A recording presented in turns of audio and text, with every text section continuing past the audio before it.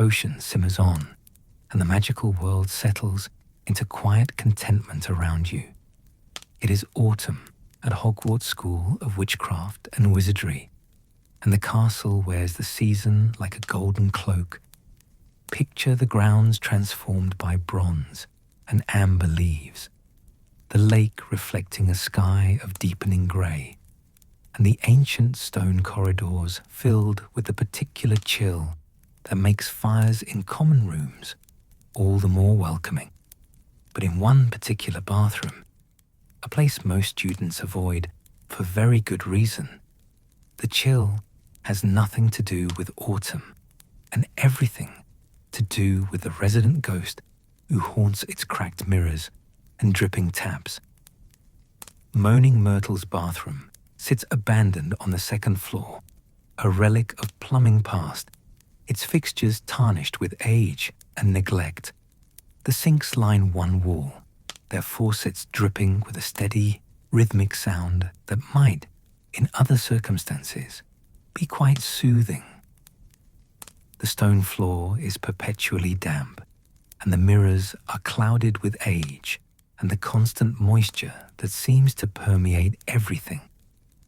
It is not a place students choose to visit, which makes it, paradoxically, the perfect place for activities one wishes to keep hidden from teachers and prefects alike. Myrtle herself, Myrtle Warren, who died in this very bathroom 50 years before our story begins, drifts through the stalls and hovers over the sinks, her translucent form shimmering with a pearly glow. She is not the most cheerful of ghosts, preferring to spend her afterlife dwelling on the unfairness of her death and the loneliness of her eternal bathroom residence. But she has, in her own way, grown somewhat fond of the 3 second-year students who have recently become regular visitors to her domain. For Harry Potter, Ron Weasley and Hermione Granger have chosen this unlikely location for an undertaking both ambitious and completely against school rules. They are brewing Polyjuice Potion, that most complex of transformative drafts, in a bathroom that hasn't seen proper use in half a century. The decision to attempt such advanced magic was not made lightly, dear listener.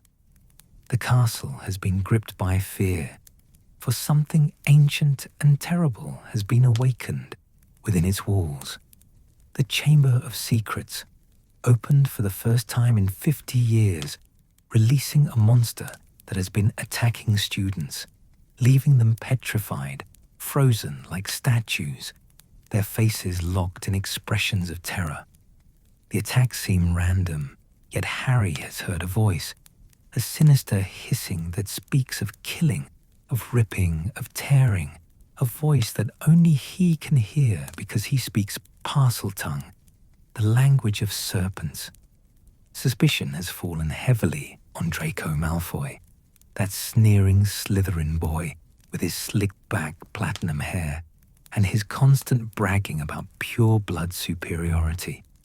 Draco seems to know something about the chamber, seems almost pleased by the attacks, and Harry, Ron, and Hermione have become convinced that he might be the heir of Slytherin himself, the one who has opened the chamber and set its monster loose upon Muggle-born students. But how to prove it? How to make Draco reveal what he knows? The answer, Hermione determined, after weeks of research in the library, lies in deception, in becoming someone Draco would trust, someone he would confide in without suspicion. The answer lies in Polyjuice Potion. The brewing began in late October, with Hermione orchestrating every detail with the precision of a conductor leading a symphony. She had found the instructions in Moste Potente Potions, that dangerous tome in the restricted section, gaining access through a permission slip she obtained under false pretenses, claiming she needed to research the subject for homework on advanced transfiguration theory. Professor Lockhart, that vain, an ultimately useless defense against the dark arts teacher, had signed without even reading what he was approving, too busy admiring his own signature to notice what book Hermione was requesting. The ingredients were acquired through careful planning and considerable risk. Hermione brewed a sleeping draught and slipped it into some chocolate cakes, which they left for Crabbe and Goyle, Draco's brutish companions, causing them to sleep through a crucial potions lesson. During the chaos of Snape's class, with the professor distracted by Crabbe and Goyle's inexplicable slumber, Harry created a diversion, while Hermione, her hands shaking with both fear and exhilaration, unlocked Snape's private stores and quietly borrowed what they needed: boomslang skin and bicorn horn, rare and restricted ingredients that Snape kept secured for precisely this reason. And so, the brewing commenced, with Hermione directing operations from notes she had copied meticulously from the forbidden book. They set up a cauldron in the farthest stall of Myrtle's bathroom, the one with a door that still closed properly, creating a small space where the potion could bubble away undisturbed. They placed a permanent flame-freezing charm beneath the cauldron so that its heat would not crack the porcelain floor, and they took turns monitoring the potion's progress, slipping away from classes and meals to stir it the required number of times, to check its color, to add ingredients at precisely the right moments. For 28 days, the potion brewed.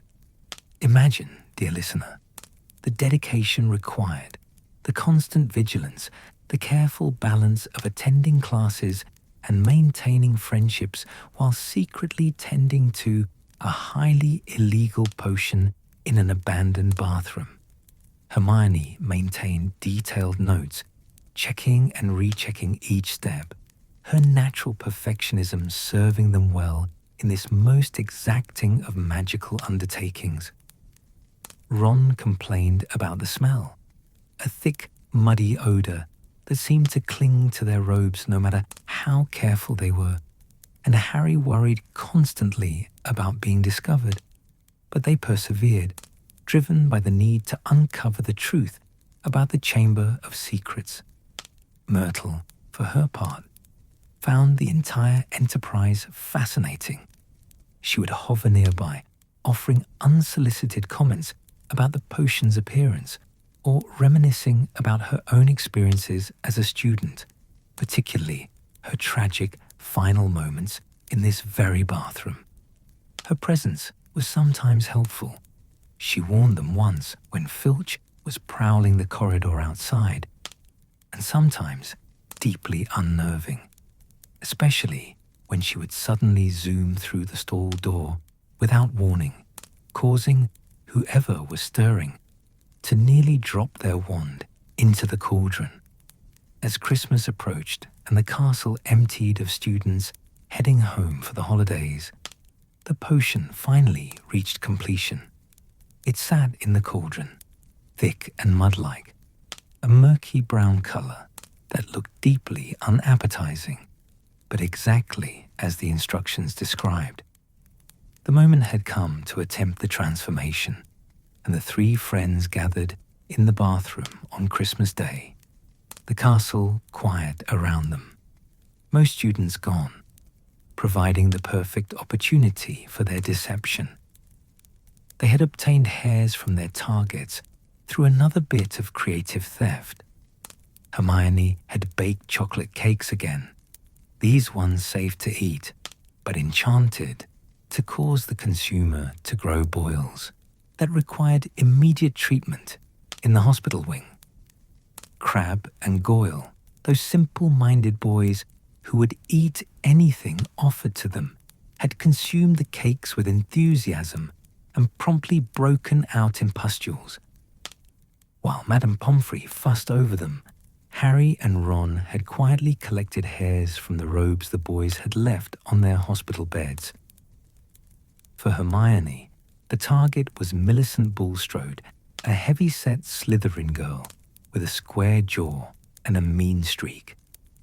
They had recently duelled in Professor Lockhart's disastrous dueling club, and during the brief struggle, Hermione had managed to pull a hair from Millicent's robes, a thick, dark hair that she had carefully preserved in a small vial, ready to add to her portion of the Polyjuice Potion. They divided the potion into 3 separate glasses, the liquid looking like thick mud, its surface occasionally bubbling with residual magic. The bathroom was cold, condensation dripping down the walls, and their breath misted in the chill air as they prepared for transformation. Hermione had drawn the stall curtains for privacy, insisting that the transformation process, which sounded distinctly unpleasant in the book's description, should be experienced individually. Harry added Goyle's hair to his glass, watching it sink into the murky brown liquid. Ron added Crabbe's hair to his freckled face pale with apprehension, and Hermione, her bushy brown hair pulled back from her face, her expression determinedly brave despite obvious nervousness, added the hair from Millicent's robes, the thick dark strand disappearing into the potion with barely a ripple. The potion's colour changed immediately upon the addition of the hairs, each glass transforming to reflect something of the person whose identity it would temporarily bestow. Harry's turned the colour of bogies, a particularly unpleasant khaki green. Ron's became a murky brown that looked like muddy water, and Hermione's turned a bright, vivid yellow that looked oddly cheerful given the circumstances. "Bottoms up," said Harry, trying to sound braver than he felt, and together they drank. The taste, dear listener, was indescribably awful, as if one had attempted to consume every unpleasant flavour simultaneously, mud and soap and spoiled vegetables all mixed together. But worse than the taste was what came next. The transformation itself, a sensation that Harry would later describe as having his insides twisted like a hot, uncomfortable pretzel. Harry felt his body changing, his bones stretching and reforming, his skin prickling as if thousands of tiny needles were pressing against it from the inside. In the cracked mirror above the sink, he watched his face blur and shift, his features melting and reforming like wax, his famous lightning bolt scar disappearing as his forehead broadened and his jaw became heavier. His body grew larger, bulkier, his school robes suddenly far too tight across shoulders that had expanded to twice their normal width. Ron experienced a similar transformation, his tall, lanky frame filling out with muscle and bulk, his red hair darkening and thickening, his face becoming the heavy, somewhat dim-looking visage of Vincent Crabbe. Both boys stared at each other in amazement and horror, seeing their friends completely gone, replaced by the 2 Slytherin boys they had intended to impersonate. But from Hermione's stall came only silence. "Hermione!" Harry called, his voice emerging in Goyle's low, rough tone, startling him with its unfamiliarity. "Are you all right?" I don't think so," came a small, muffled voice from behind the curtain. "I think you'd better go without me." "Hermione, we know it's not pleasant, but we need," Ron began, but she cut him off. "No, you don't understand. Just go. I'll be fine. Go and find out what Malfoy knows. I'll wait here." And so, with considerable reluctance and growing concern, Harry and Ron left the bathroom, abandoning their friend to whatever had gone wrong with her transformation. They proceeded with their plan, making their way to the Slytherin common room, where they would spend an hour discovering that Draco Malfoy, for all his unpleasantness, was not actually the heir of Slytherin. But that is a tale for our next chapter, dear listener. Meanwhile, alone in Moaning Myrtle's bathroom, Hermione Granger sat on the cold floor of the stall, her arms wrapped around her knees, trying very hard not to cry as she examined her reflection in a small mirror she had brought for precisely this purpose. The transformation had not gone as planned. Not at all. Where her face should have become square-jawed and heavy like Millicent Bulstrode's, instead it had sprouted fine, soft fur, a covering of sleek black hair that made her look distinctly feline. Her eyes, normally warm brown, had become elongated, yellow, with vertical slit pupils that contracted in the bathroom's dim light. Her nose had transformed into a small pink triangle, and from her upper lip extended long, delicate whiskers that twitched with every breath. Her ears had migrated to the top of her head, becoming pointed and covered in the same black fur, swiveling independently to catch every sound in the bathroom, from the drip of distant taps to Myrtle's ghostly humming in the next stall. And behind her, protruding from the base of her spine, was a long black tail that seemed to have a mind of its own, lashing with agitation at her distress. Hermione Granger, the brightest witch of her age, had not transformed into Millicent Bulstrode at all. She had transformed, partially and alarmingly, into a cat. The realization of what had happened came slowly, her brilliant mind working through the shock to reach the obvious conclusion. The hair she had taken from Millicent's robes had not been Millicent's hair at all. It had been a cat's hair, presumably from Millicent's pet, a fluffy black cat she was known to carry around, spoiling it with treats and allowing it to shed all over her school robes. Polyjuice Potion was meant for human transformation only. The instructions in Moste Potente potions had been very clear on this point, Hermione realized, with mounting horror. It was never to be used with animal parts, for the magic that transformed human to human could not properly process animal DNA, could not reconcile the differences between species, resulting in transformations that were incomplete, unstable, and potentially very difficult to reverse. She had made a mistake. She, Hermione Granger, who prided herself on careful research and meticulous attention to detail, had not verified the source of the hair before adding it to the potion. In her haste, in her determination to help solve the mystery of the Chamber of Secrets, she had skipped a crucial step of verification, and now she sat in a cold bathroom on Christmas Day, covered in fur with a tail and whiskers, uncertain how long the transformation would last, or if it could even be reversed properly.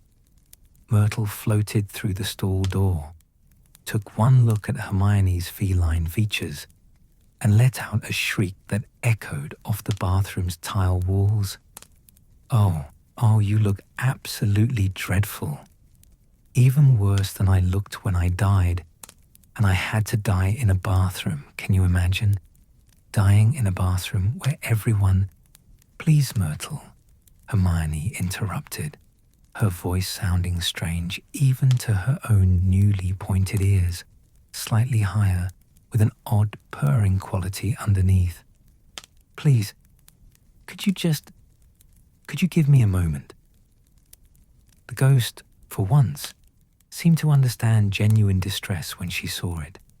She backed away slightly, her translucent form shimmering with what might have been sympathy. You'll need Madame Pomfrey, she said, more gently than usual. Polyjuice gone wrong, needs proper medical attention. I knew a girl once who accidentally— Well, never mind. You don't need to hear that story right now. Hermione knew Myrtle was right.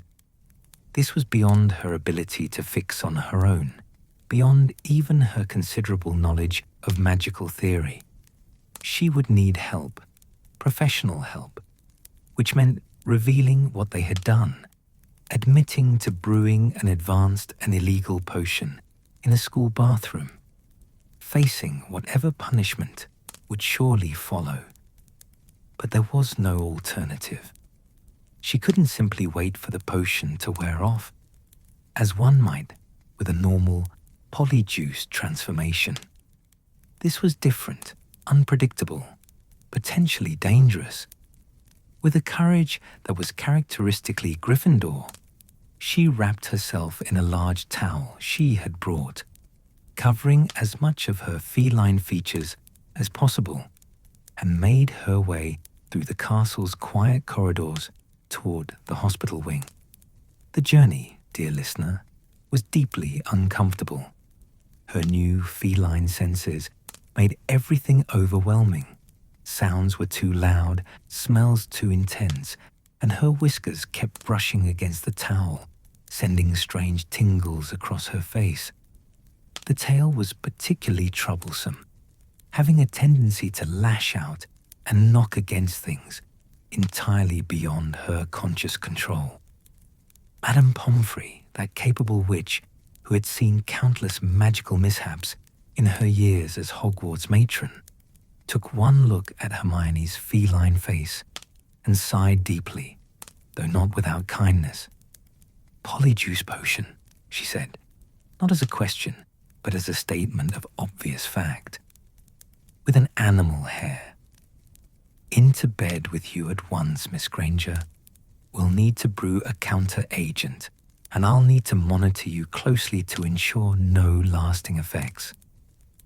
The hospital wing became Hermione's residence for the next few weeks, a sentence of both healing and quiet embarrassment.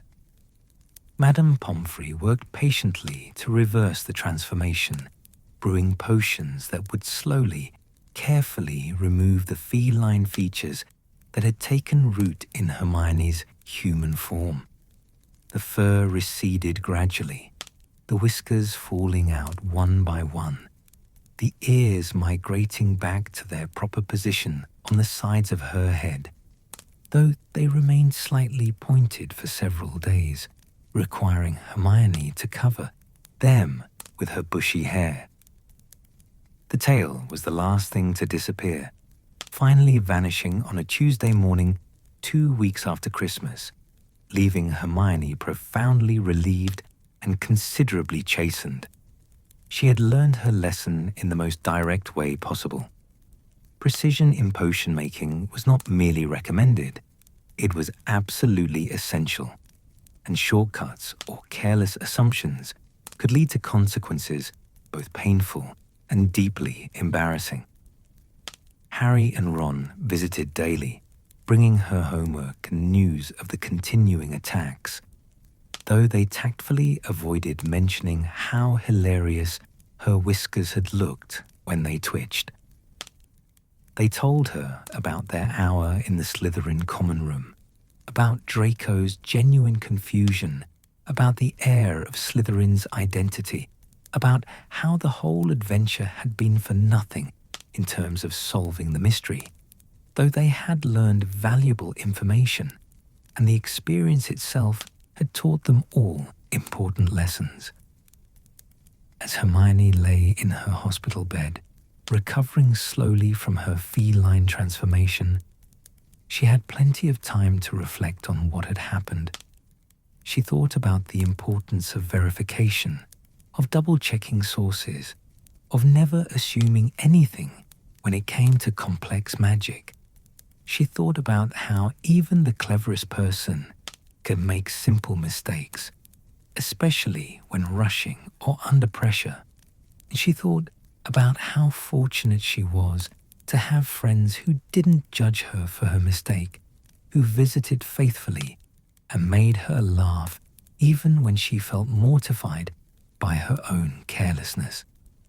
Madame Pomfrey, bustling about the hospital wing with her various potions and remedies, offered her own wisdom one evening as she checked Hermione's progress.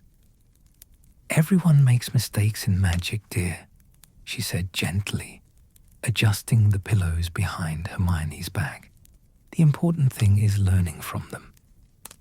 And I dare say you'll never again add an ingredient to a potion without being absolutely certain of its source, will you?" Hermione shook her head emphatically and found that the movement no longer made her ears swivel, a small victory that brought her considerable relief. The story of Hermione's cat transformation would become, in later years, one of those tales told with fondness and humor at Gryffindor gatherings, a reminder that even the brightest witch of her age was capable of spectacular mistakes, and that those mistakes, while temporarily distressing, became part of the rich tapestry of their shared Hogwarts experiences. While Hermione remained hidden in Moaning Myrtle's bathroom, dealing with her unfortunate feline transformation, Harry and Ron stood before the mirrors, staring at reflections that were utterly alien, yet somehow familiar. They had become, through the magic of properly brewed Polyjuice Potion, physical copies of Gregory Goyle and Vincent Crabbe, those two hulking boys who followed Draco Malfoy around like oversized, dim-witted shadows. The transformation itself had been deeply unsettling. That sensation of bones stretching and reforming, of features melting and reshaping like warm wax, of suddenly inhabiting a body that felt entirely wrong, too large, too heavy, too different from the body one had worn since birth. Harry, who had always been small and slight, his growth stunted by years of neglect in his aunt and uncle's cupboard under the stairs, now found himself occupying Goyle's massive frame, his viewpoint suddenly several inches higher than usual, his shoulders so broad they seemed to fill the narrow bathroom stall. Ron, transformed into Crabbe, experienced similar disorientation. His hands, which he held up before his face, were enormous, with thick fingers and wide palms that seemed made for grasping rather than the delicate wandwork required in charms class. His robes, which had fit him loosely moments before, now strained across shoulders that had nearly doubled in width, the fabric pulling tight in ways that made movement awkward and restricted. But there was no time to adjust to these strange new bodies, no opportunity to practice walking or speaking in their borrowed forms.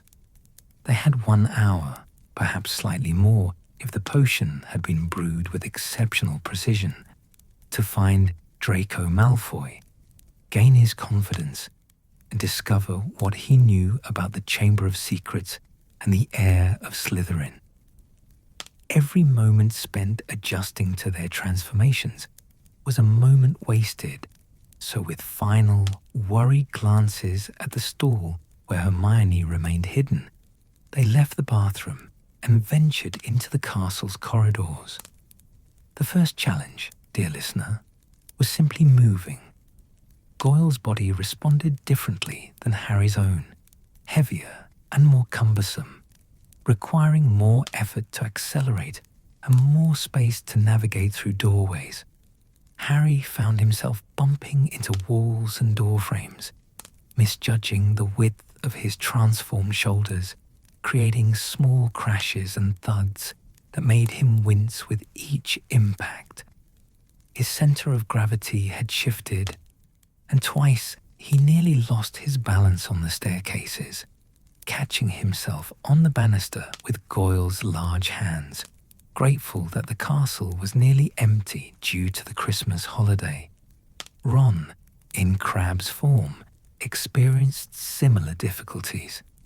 He kept forgetting to duck under low archways, resulting in a painful collision with a stone lintel that left him seeing stars and rubbing the top of his head with Crabbe's meaty hands. "This is mental," he muttered in Crabbe's low, somewhat gravelly voice, and the sound of those words emerging in someone else's tone made him stop mid-step, his eyes widening in renewed shock at the thoroughness of the transformation. They had taken the precaution of obtaining Slytherin robes from the laundry. Simple theft, really, though justified in their minds by the greater good of solving the chamber mystery. The robes bore the silver and green colours of Slytherin House, with the serpent crest embroidered on the chest, and wearing them felt to Harry like a betrayal of everything Gryffindor represented, even though he knew the disguise was necessary. The fabric felt different too, perhaps cut differently than Gryffindor robes, or perhaps it was simply the strangeness of wearing another house's colours that made everything feel wrong and uncomfortable. They made their way through the castle toward the dungeons, those cold, dim corridors beneath Hogwarts, where the Slytherin common room resided, far from the warm heights of Gryffindor Tower. The dungeons always carried a chill that had nothing to do with temperature and everything to do with atmosphere. The stone walls seemed older here, more oppressive, and the torches that lit the passages burned with a greenish tint that cast unsettling shadows across the floor.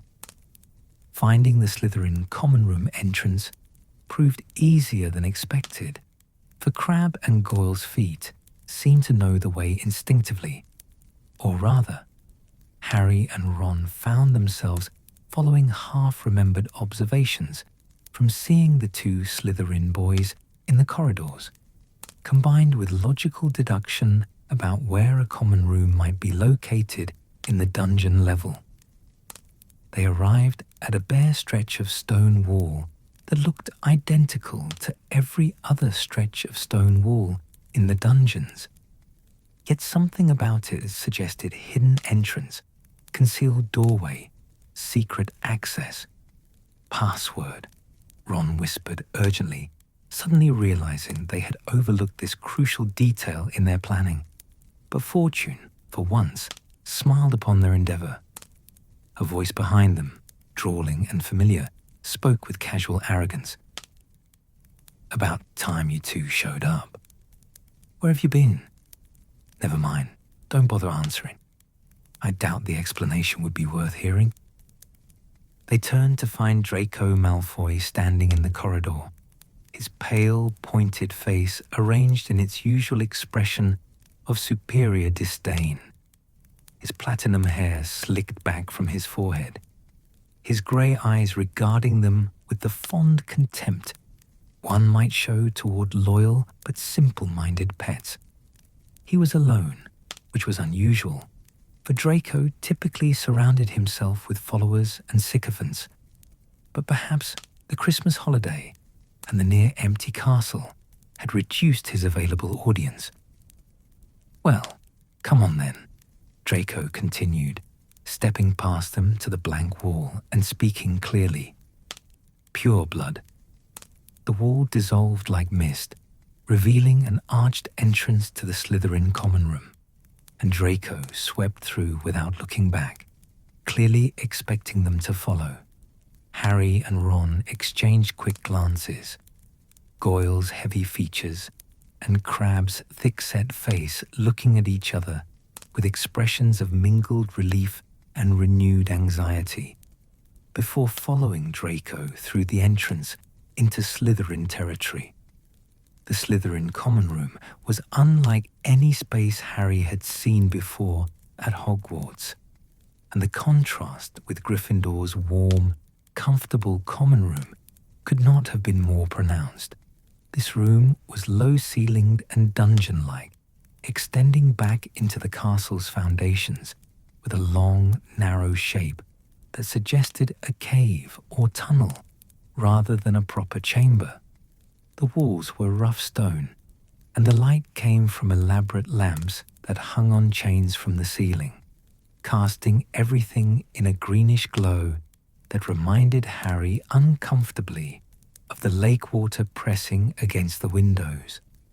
For yes, dear listener, the windows looked out into the depths of the Hogwarts lake itself, great curved panels of thick, enchanted glass through which one could see the murky water and occasionally the shadow of something large moving past, perhaps the giant squid, perhaps something else entirely.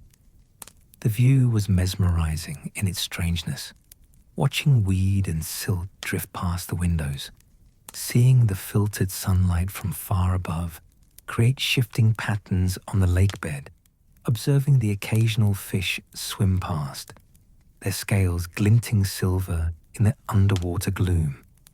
The furniture was carved from dark wood, heavy and ornate, arranged around a massive fireplace where a fire burned with curious green flames that provided warmth but added to the overall atmosphere of being somewhere ancient and slightly sinister.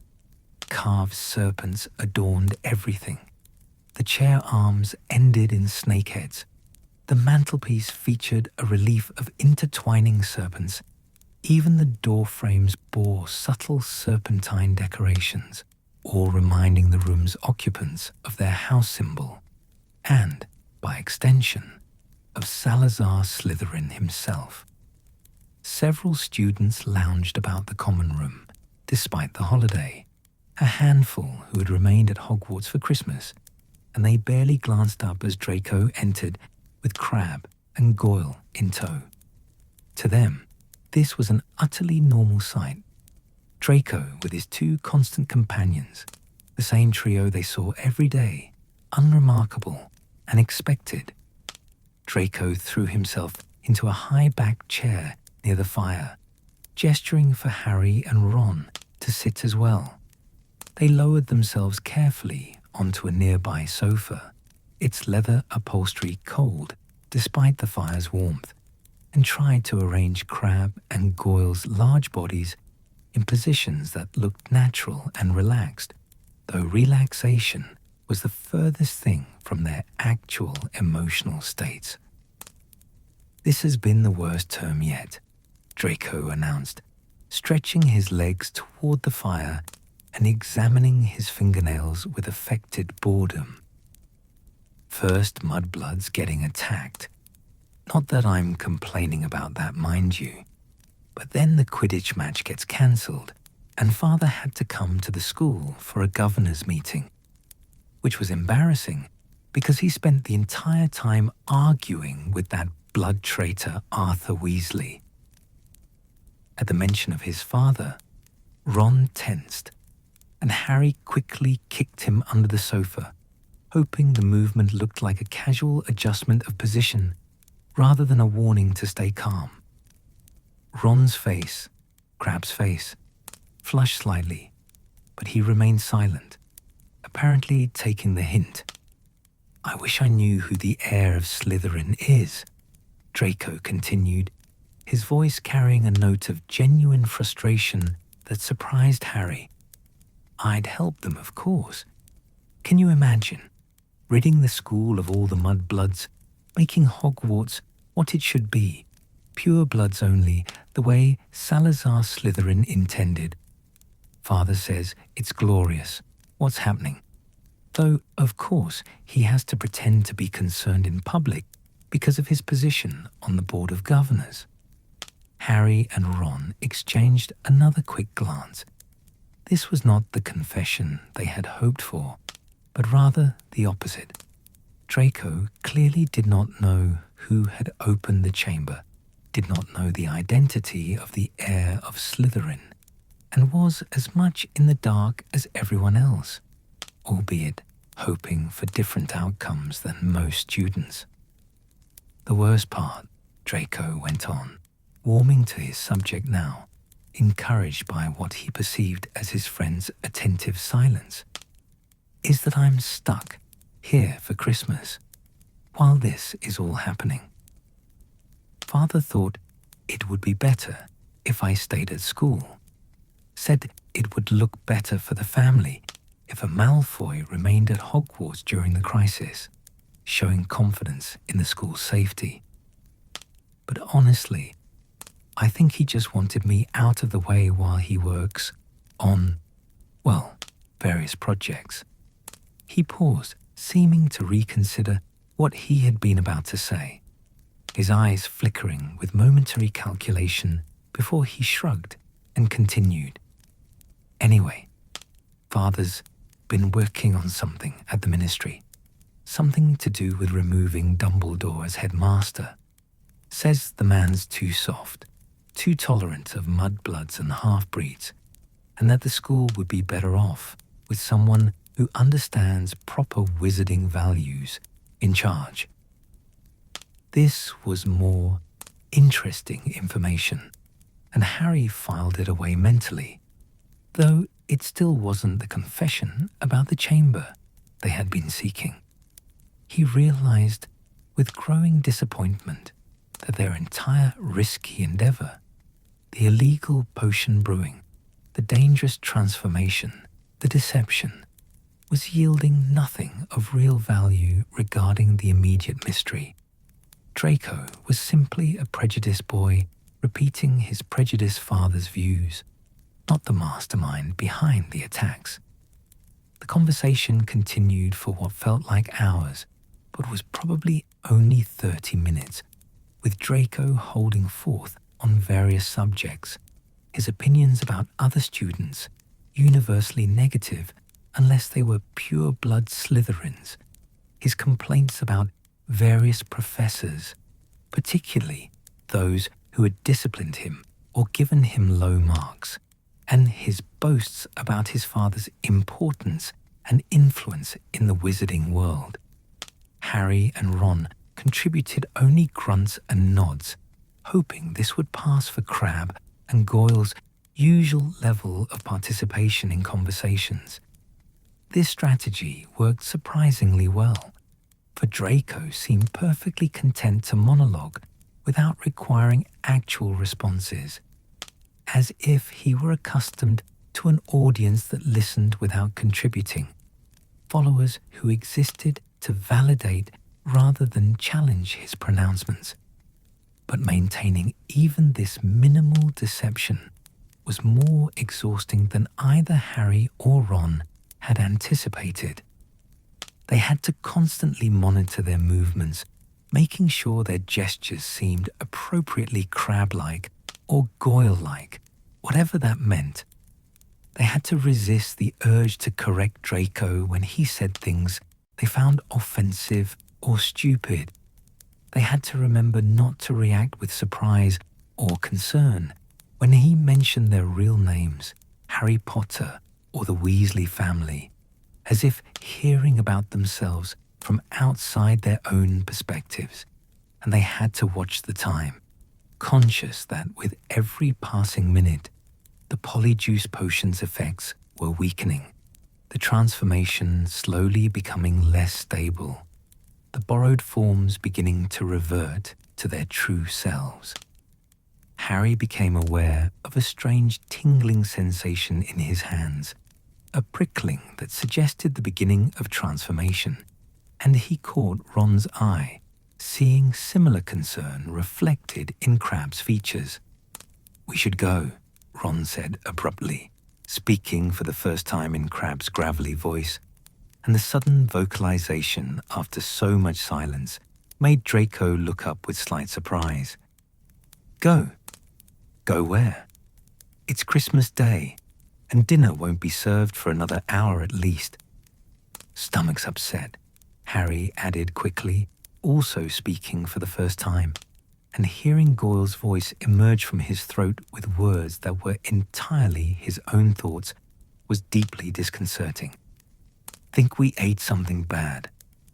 "Both of you?" Draco's pale eyebrows rose skeptically. "What did you eat?" "Same thing," Ron said. "From the kitchens. Earlier." The explanation was weak and barely coherent, but Draco seemed to accept it with a disgusted sigh. "Fine. Go then. Try not to be sick anywhere public. The house elves have the holiday off, and I don't want to deal with that kind of mess in the common room." They stood, too quickly, nearly stumbling in their haste, and made for the exit with what they hoped was casual urgency rather than obvious panic. Behind them, they heard Draco call out, "And bring me back some of those pumpkin pasties from the Great Hall if you're going that direction." They didn't respond, focused entirely on navigating through the common room, speaking the password to the wall, pure blood working from the inside as well as outside, and emerging into the dungeon corridor with profound relief. The moment they were clear of the entrance and certain no one was following, they broke into a run, an awkward, lumbering run in Crab and Goyle's heavy bodies, racing through the corridors toward Moaning Myrtle's bathroom. The tingling sensation was intensifying now, spreading from their hands up their arms, across their faces, a pins and needles feeling that signaled the imminent failure of the transformation. They burst through the bathroom door and into separate stalls just as the changes began in earnest, their borrowed bodies melting away, features shifting and reforming, bones contracting, shoulders narrowing, the strange heaviness lifting as they returned to their own familiar forms. When Harry finally emerged from the stall, he was himself again, small, thin, with messy black hair and green eyes behind round glasses that had somehow survived the double transformation. Ron appeared a moment later, tall and gangly once more, his face covered in freckles, his hair the distinctive Weasley red. They looked at each other and simultaneously started laughing, the tension of the past hour releasing in great whoops of relieved, slightly hysterical laughter that echoed off the bathroom's tile walls. "That was mental," Ron gasped between laughs. "Absolutely mental. I felt like I was walking around in someone else's body, which I suppose I was. But it felt so wrong, like nothing quite worked properly. And we learned almost nothing," Harry added, his laughter fading into disappointment. "Malfoy doesn't know who the heir is.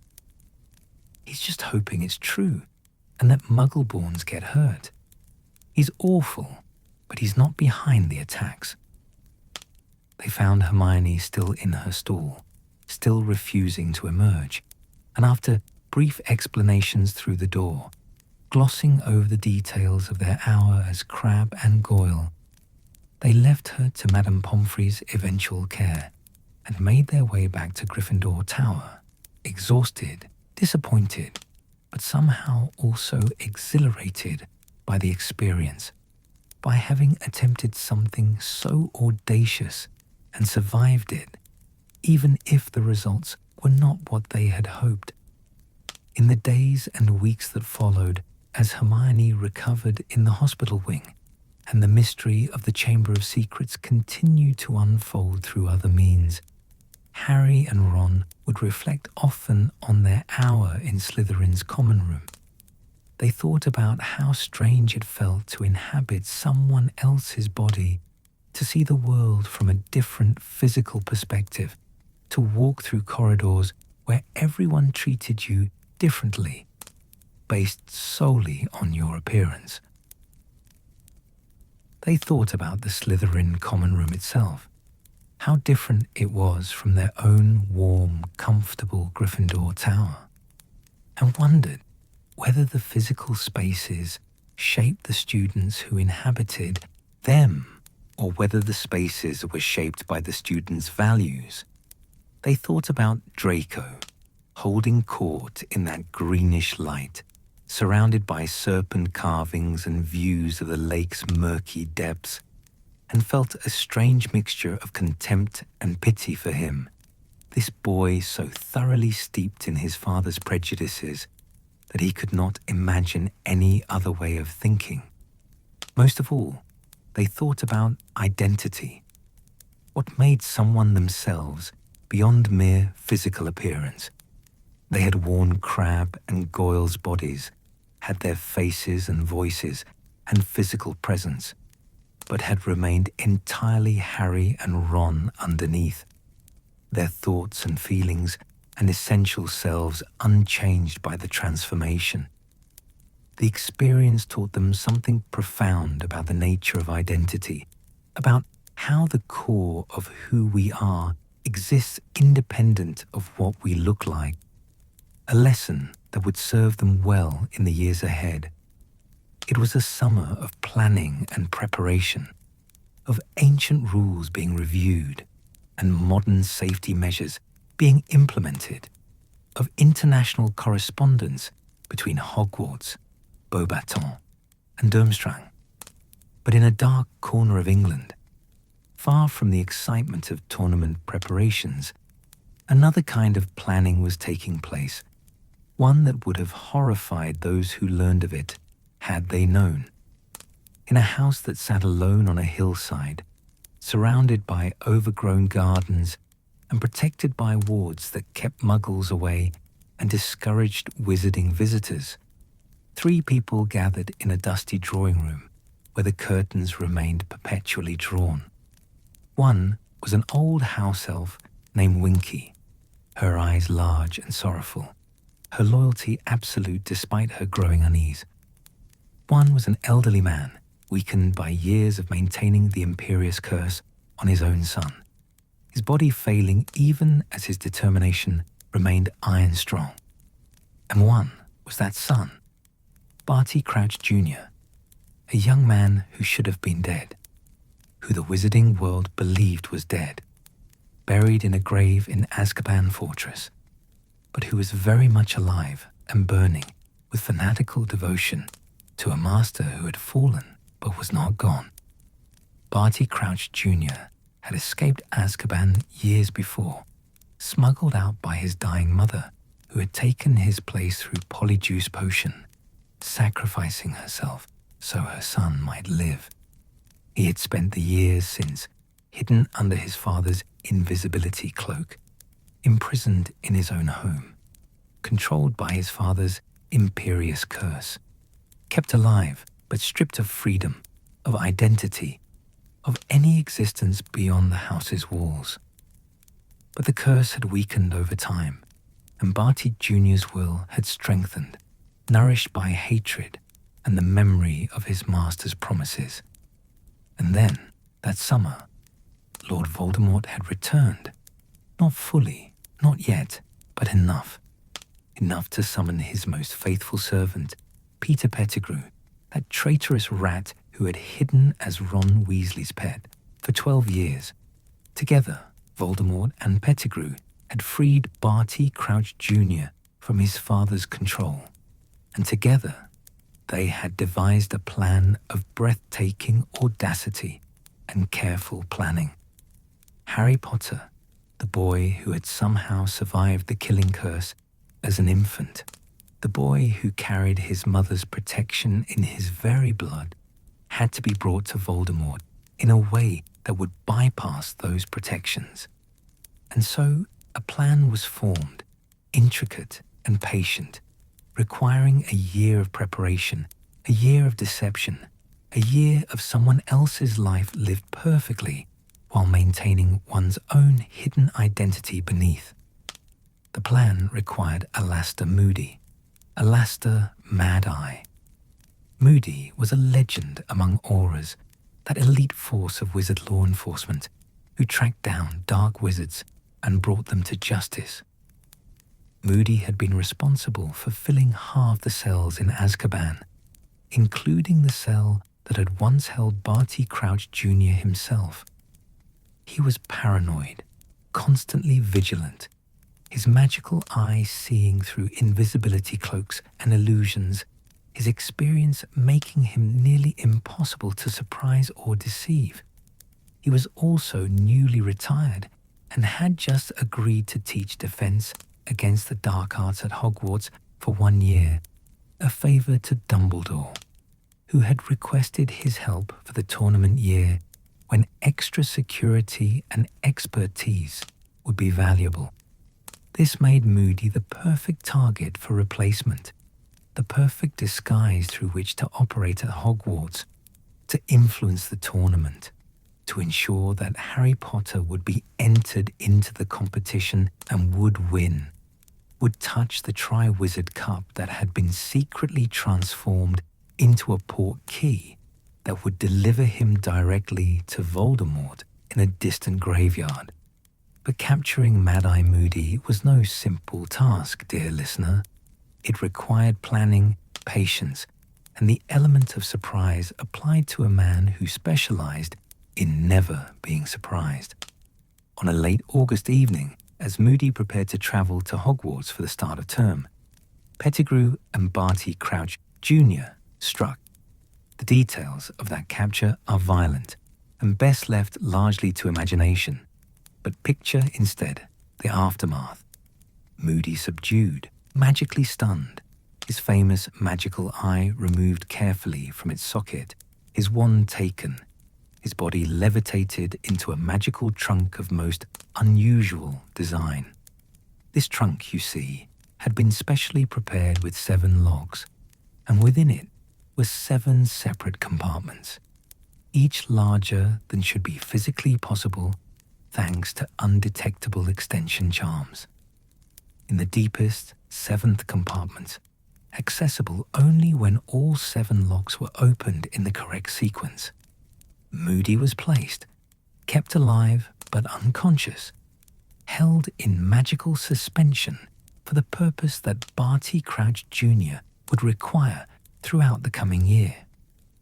For the Polyjuice Potion, when used for extended deception, required constant access to the person being impersonated.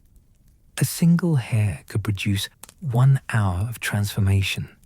A year required thousands of doses, each requiring fresh genetic material from the original person. The trunk's design ensured that Barty could access Moody whenever necessary, extracting hairs to maintain his supply while keeping his captive secured in a place no one would think to look. And so began the transformation that would last not minutes or hours, but months. Imagine, dear listener, the dedication required for such deception. Barty Crouch Jr. began each day by brewing a fresh dose of Polyjuice Potion, or more accurately, by preparing multiple doses throughout the day, for the effects lasted only an hour, and he could afford no gaps in the transformation, no moments when his true face might appear. He kept a hip flask with him always, filled with the murky potion, taking sips every hour on the hour with clockwork regularity, the liquid's taste no doubt growing familiar, almost routine, a constant reminder of the role he was playing. He studied Moody's mannerisms with obsessive attention, learning how the old aura moved, spoke, reacted. He practiced the paranoid, constant vigilance that was Moody's trademark, the way his magical eye swiveled independently of his real eye, scanning constantly for threats. He memorized Moody's gruff manner of speaking, his impatience with foolishness, his particular way of teaching that combined harsh criticism with genuine expertise. He learned to drink from a flask constantly, a habit that would raise no suspicions because the real Moody was known for never drinking anything he hadn't prepared himself, paranoid about poisoning. And on September 1st, when the Hogwarts Express brought students back to school and the staff gathered for the start of term feast, Barty Crouch Jr., wearing Mad-Eye Moody's scarred face and magical eye, his body transformed to match Moody's battle-damaged form, took his place at the staff table as the new defense against the dark arts professor. The irony was exquisite and terrible, dear listener. Barty Crouch Jr., devoted servant of Lord Voldemort, Death Eater, and dark wizard spent an entire year teaching students how to defend themselves against the dark arts. He taught them about unforgivable curses, demonstrating them on spiders in a lesson that traumatized many students, particularly Neville Longbottom, whose parents had been tortured into insanity by those very curses, by Death Eaters, including Barty Crouch Jr. himself. Though, of course, Neville did not know the man before him was one of those responsible for his parents' fate. The complexity of maintaining this deception for an entire school year cannot be overstated. Every morning began with transformation, brewing or preparing Polyjuice Potion in his office where no one could observe. Every hour required another dose from the flask he carried, sipped casually in corridors, during meals, in the middle of lessons, the action so constant that it became unremarkable. Just another of Mad Eye's many paranoid habits. He had to maintain vigilance about his own vigilance, ensuring he never slipped, never used a phrase or gesture that was Barty rather than moody, never revealed knowledge he shouldn't possess or failed to recognize someone the real Moody would know. He attended staff meetings and maintained professional relationships with colleagues who had known the real Moody for decades, including Dumbledore himself, that most perceptive of wizards, whose blue eyes seemed to see into souls, but who nonetheless failed to detect the deception happening beneath his very nose. At night, in the privacy of his office, Barty would open his 7-locked trunk, descending through its compartments to check on his captive, to ensure Moody remained unconscious and alive, to extract more hairs for the next day's potions. Perhaps in those quiet moments, he allowed himself to drop the transformation briefly, to see his own face in a mirror, to remember who he truly was beneath the disguise. Or perhaps he maintained the deception even in solitude. So thoroughly had he absorbed the role, so complete was his commitment to the mission. Throughout the year, he manipulated events with subtle precision. He encouraged Harry Potter without appearing to favor him, building the boy's confidence in defensive magic. When Harry's name emerged from the Goblet of Fire, placed there through Barty's own machinations, he insisted that Harry must compete, despite being underage, that magical contracts were binding, that rules must be followed, all while secretly satisfied that his plan was proceeding perfectly. He taught Harry the summoning charm that would help him survive the first task against dragons. He suggested gillyweed through an intermediary for the second task in the lake. He ensured that obstacles in the maze during the third task would not prevent Harry from reaching the Triwizard Cup, stunning other competitors, manipulating the maze itself, doing everything possible to guarantee that Harry would touch the portkey first. And through it all, he drank from his flask hourly, constantly, the Polyjuice Potion that kept Mad-Eye Moody's face in place, that maintained the deception, that allowed this year-long transformation to continue undetected. The dedication was remarkable in its own terrible way, the commitment absolute, the performance so thorough that even those who had known the real Moody for years detected nothing amiss. But there were close calls, dear listener, moments when the deception nearly failed. Once, during a staff meeting, he nearly forgot to drink from his flask at the appointed hour, distracted by discussion of tournament security. He felt the familiar tingling begin, the first warning signs of transformation starting to reverse, and had to excuse himself abruptly, claiming suspicion of a security breach. dashing to his office to dose himself with potion before his true face could emerge. Another time, Severus Snape, that most suspicious of professors who trusted no one and observed everything, commented on the frequency of Moody's flask drinking, suggesting with trademark sarcasm that perhaps Moody should seek help if he needed to drink quite so constantly.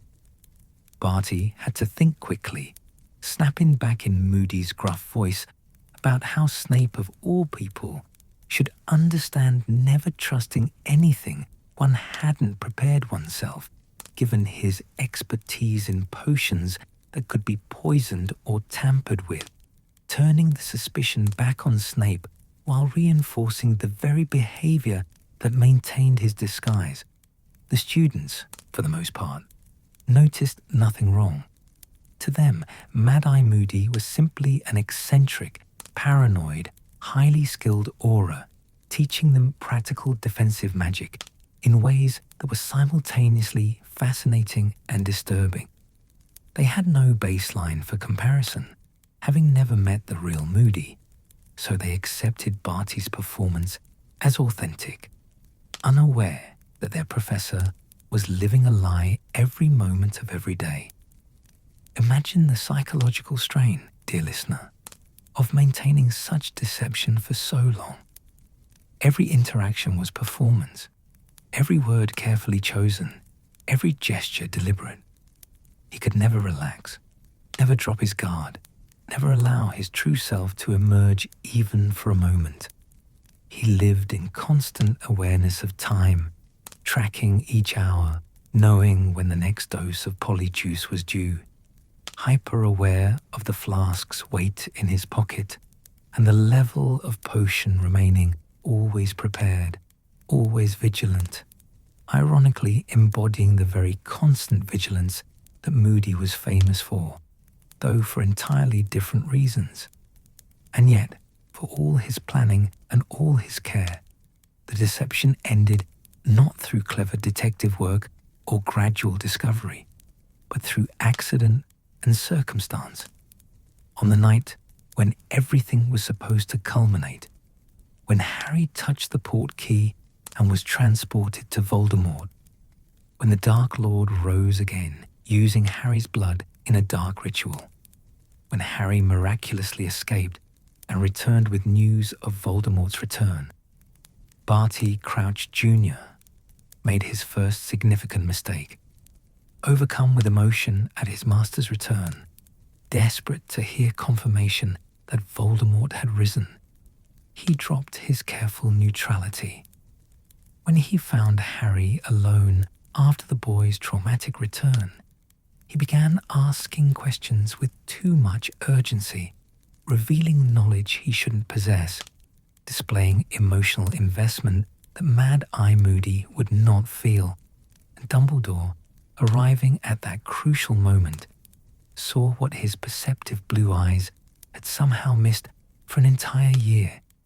This was not Alastor Moody. The Veritas serum that Snape provided, administered by Dumbledore while Barty was stunned and restrained, brought forth the truth in his own voice, Barty Crouch Jr.'s voice, for the Polyjuice Potion had finally worn off completely. The face melted away to reveal a young man where an old aura had been, and the entire terrible truth emerged. The year-long deception, the captured and imprisoned real Moody, the manipulation of the tournament, the resurrection of Voldemort himself. They found Moody in the trunk, in that 7th compartment, alive but weakened by months of magical imprisonment. They found stores of Polyjuice Potion, carefully labelled and organised, enough to last the entire year and beyond. They found meticulous notes on Moody's mannerisms, observations about staff and students, plans within plans, all the infrastructure of a deception so thorough it had fooled one of the greatest wizards of the age for 10 months. The tragedy of Barty Crouch Jr.'s story, dear listener, lies not in the deception's failure, but in the waste of such remarkable magical skill and dedication applied to such dark purposes. To maintain a transformation for an entire year required extraordinary discipline, meticulous planning, and genuine talent in potion making and performance. Had those same abilities been turned toward light rather than darkness, toward helping rather than harming, Barty Crouch Jr. might have achieved genuine greatness rather than becoming a cautionary tale. But the dark mark on his arm and the fanatical devotion in his heart drove him toward serving a master who valued power above all else, who saw people as tools to be used, who corrupted those who followed him even as he promised them glory. And so, Barty's year of perfect transformation ended in exposure, capture, and ultimately the Dementor's kiss, leaving him alive but soulless, a breathing body with nothing left inside. The worst fate the wizarding world could impose. The real Mad-Eye Moody recovered, though the year of imprisonment left marks that never fully healed. He returned to his life, but the knowledge that someone had worn his face, taught in his name, interacted with friends and colleagues while he lay unconscious in a trunk, haunted him deeply. The violation of having one's very identity stolen and used for such dark purposes was perhaps worse than physical injury, and the students who had learned from Barty as Moody found themselves questioning everything they had been taught. Were the lessons genuine or part of the deception? Was the defensive magic they learned valuable or tainted by its source? Could truth emerge even from lies, or was everything compromised by the fundamental dishonesty of the teacher's identity? These questions, dear listener, speak to the heart of what the Polyjuice Potion represents in its most disturbing applications. It is not merely a transformation of appearance, but a theft of identity, a violation of the boundary between self and other. When used for brief deceptions like Harry and Ron's adventure in Slytherin, it remains a questionable but relatively harmless tool. But when extended for months, when used to completely replace another person in their life, their relationships, their role in society, it becomes something far darker, a magical assault on the very concept of identity itself. As you drift towards sleep tonight, dear listener, let this tale settle into gentle reflection rather than disturbance. Consider instead the resilience of identity, the way truth eventually emerges despite deception, the way friends recognize something wrong, even if they couldn't name it, the way Harry's own courage and Dumbledore's wisdom ultimately pierced through Barty's careful facade. The Polyjuice Potion can change faces, but not hearts, can transform bodies, but not souls. Beneath Moody's scarred face and magical eye, Barty Crouch Jr. remained himself, devoted to darkness, loyal to an evil master, unchanged by the performance he maintained. And this, perhaps, is the most important lesson of all, that who we truly are exists independent of what we appear to be. That identity runs deeper than any transformation, that the self persists beneath all disguises. Picture, if you will, a Tuesday morning in the autumn of 1987, when two auras, partners who had worked together for 15 years, who trusted each other implicitly, who coordinated their actions with the precision of a well-rehearsed dance, prepared for an undercover operation. They needed to infiltrate a gathering of suspected dark wizards, and their plan was elegant in its simplicity. They would transform into two of the suspects, attend the meeting, gather evidence, and apprehend the entire group.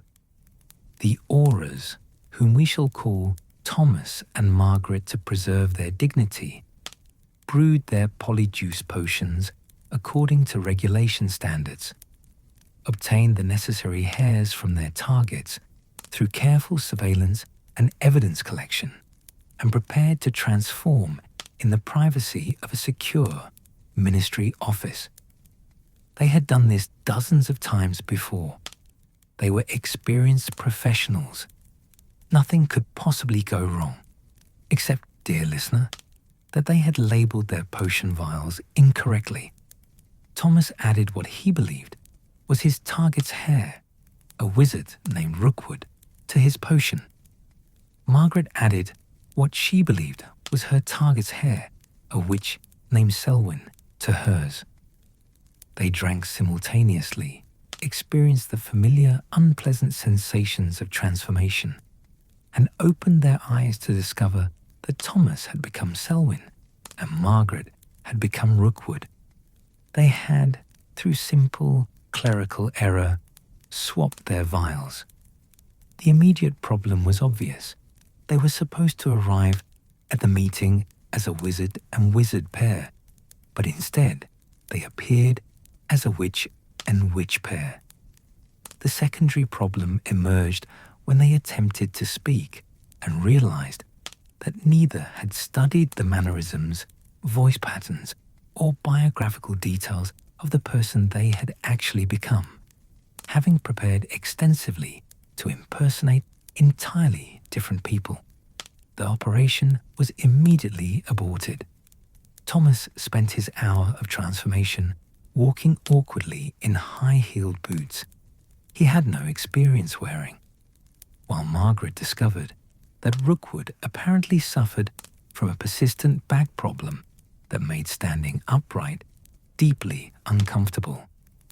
They returned to the ministry, filed their reports, and endured weeks of good-natured mockery from their colleagues, who found the entire situation hilarious despite the operational failure. The story, dear listener, became legendary within the Department of Magical Law Enforcement, used in training sessions as an example of why labeling and verification procedures must be followed with absolute precision, no matter how experienced or confident one might feel. To this day, Aura trainees learn about the Great Tuesday Swap, as it came to be known, and are tested rigorously on their ability to properly label and track polyjuice ingredients. Let us drift now, dear listener, to the Aura Training Academy, where young witches and wizards learn the difficult and dangerous work of magical law enforcement.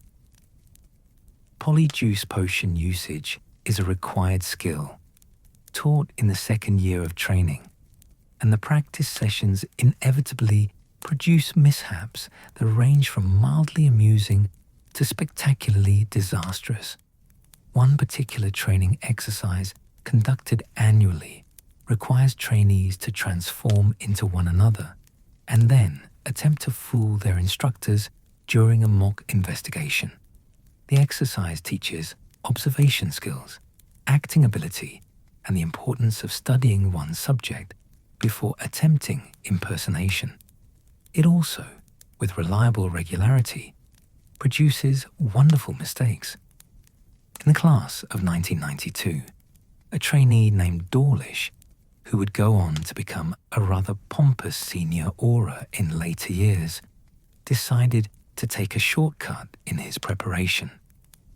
Rather than carefully studying his assigned target's mannerisms and speech patterns, he assumed that the physical transformation would be sufficient, that looking like someone was equivalent to being able to impersonate them convincingly.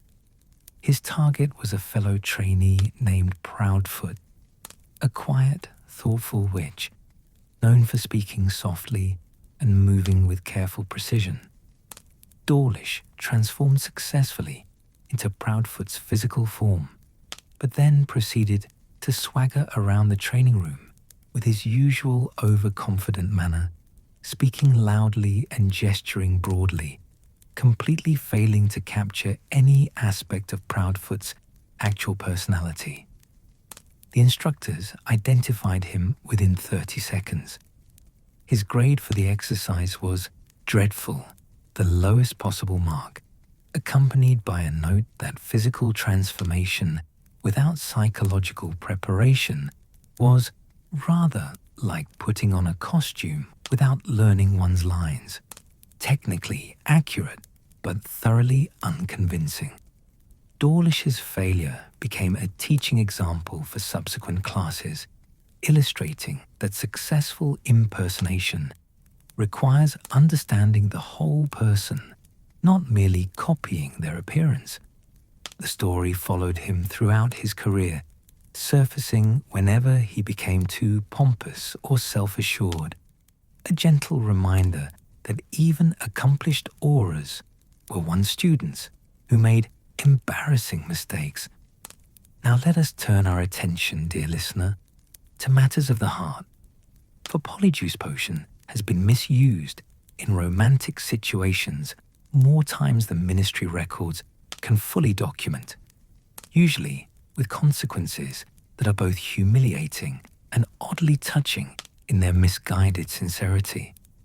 In the village of Upper Flagley in 1978, a young wizard named Bertram found himself hopelessly in love with a witch named Constantia, who worked in the local apothecary and had, unfortunately, no romantic interest in Bertram whatsoever.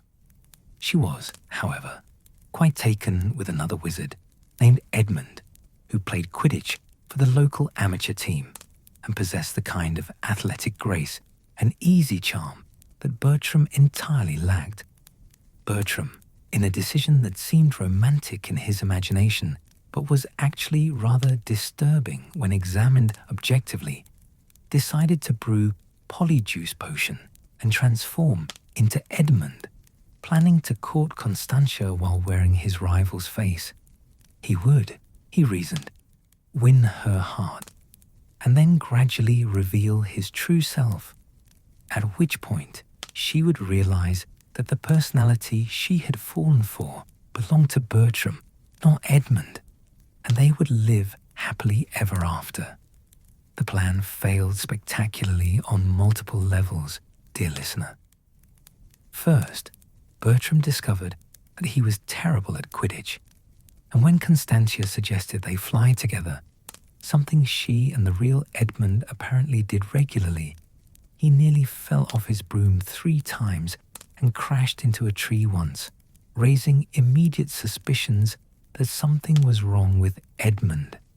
Second, Bertram had no knowledge of the private jokes, shared memories, and personal history that Edmund and Constantia had built together. When she referenced events he knew nothing about or laughed at inside jokes he didn't understand, he could only smile awkwardly and try to change the subject, making him seem increasingly unlike himself, or rather, unlike Edmund. Third, and most devastatingly, the real Edmund showed up at the apothecary to visit Constantia, arriving while Bertram as Edmund was already there, creating a situation of profound awkwardness as 2 identical Edmunds stood facing each other in the shop, while Constantia looked on in confusion that rapidly transformed into outraged comprehension. The real Edmund was understandably furious. Constantia was horrified at the deception and the violation of trust it represented.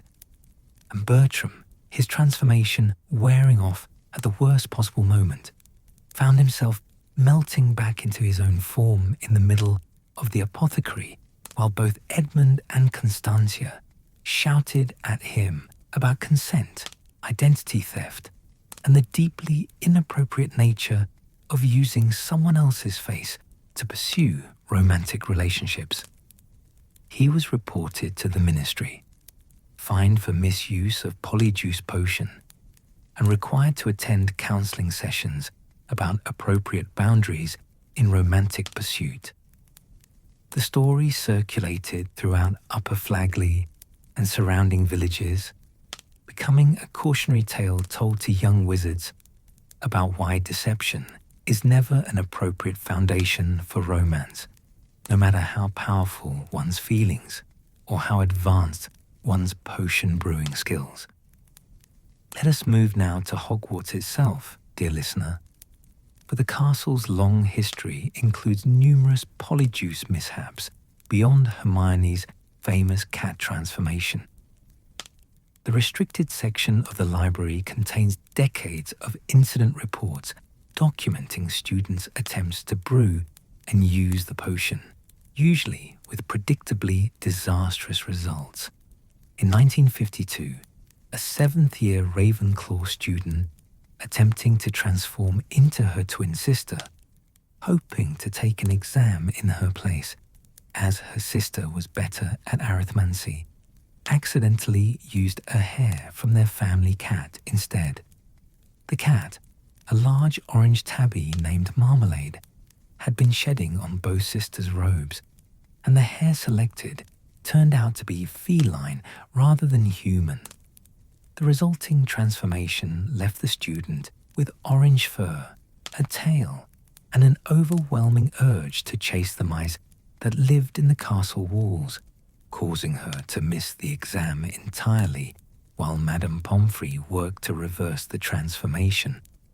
In 1965, two Gryffindor boys attempting to sneak into the Slytherin common room, much like Harry and Ron would do decades later, successfully transformed into Slytherin students, but forgot to obtain Slytherin robes to wear over their Gryffindor uniforms. They managed to enter the common room wearing bright red and gold, immediately identifying themselves as imposters, despite their perfect physical transformations.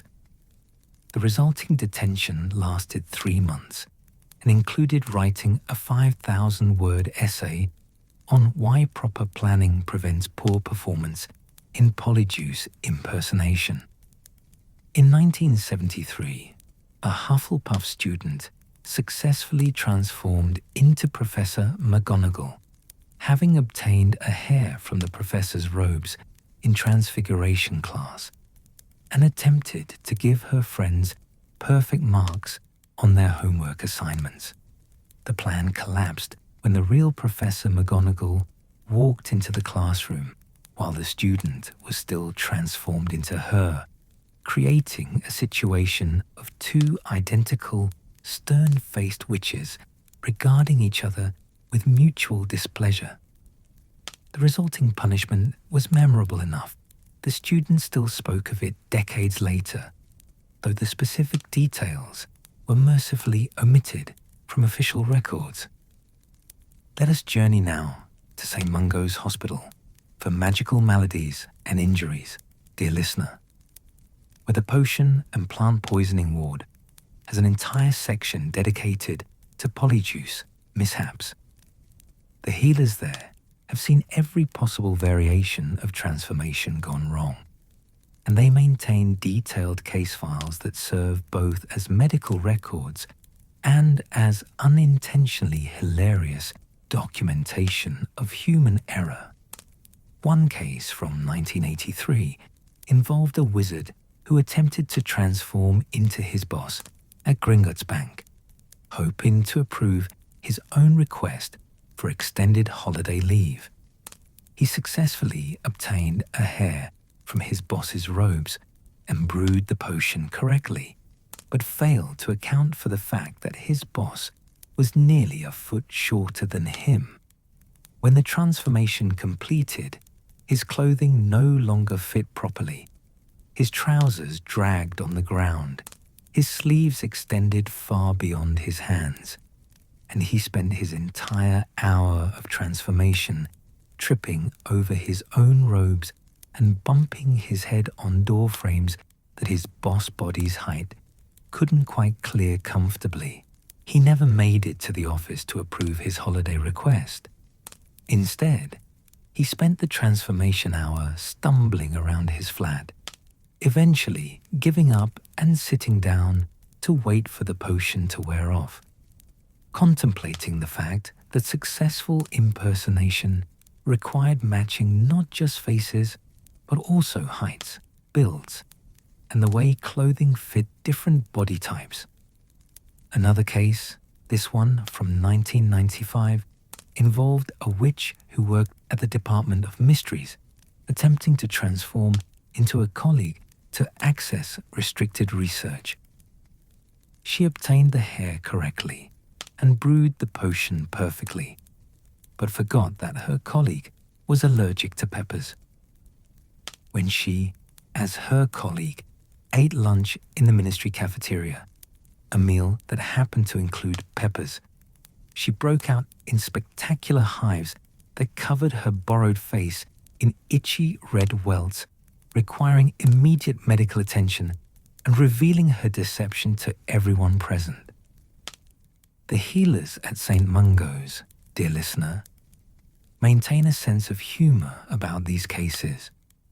They have seen everything from transformations that work too well, leaving people temporarily unable to remember their own identities, to transformations that worked partially, creating bizarre hybrid appearances, to transformations that reversed too quickly, catching people mid-sentence with their faces melting from one form to another, like something from a nightmare. One particularly memorable case involved a wizard who forgot that he had brewed Polyjuice Potion the day before and left it sitting in an unlabeled flask in his kitchen. His teenage son, coming home late and thirsty, drank what he assumed was pumpkin juice, only to transform suddenly into his father. The resulting confusion, with father and son wearing identical faces, trying to explain the situation to the wife and mother, while both looking exactly like the husband, required healer intervention, family counseling, and a stern reminder about the importance of labeling all potions, particularly those kept in kitchen areas. Let us visit now the Quidditch pitch, dear listener, where Polyjuice Potion has occasionally been misused in attempts to cheat during matches, usually with results that are more farcical than successful. In 1968, the Wimborne Wasps, a professional Quidditch team, discovered that their star seeker had been replaced by an imposter who had used Polyjuice Potion to take his place. The deception was uncovered when the fake seeker, despite looking identical to the real one, flew in a completely different style, hesitant where the real seeker was aggressive, clumsy where the real one was graceful. The team's captain noticed the discrepancy within minutes of the match beginning, though by that point the imposter had already caught the snitch, winning the game but also exposing the fraud.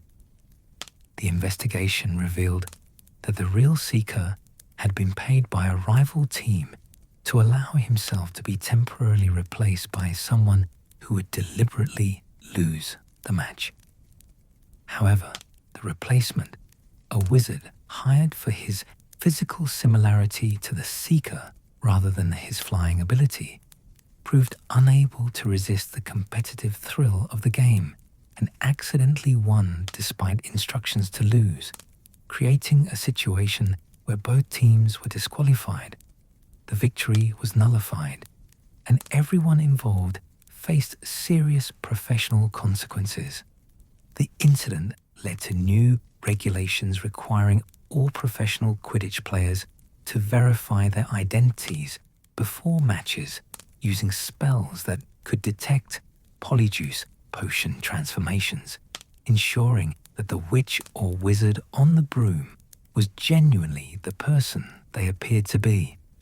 And finally, dear listener, let us consider the story of a ministry bureaucrat in 1989 who attempted to use Polyjuice Potion to attend 2 different meetings simultaneously, transforming into a colleague to attend one meeting while his actual body attended the other.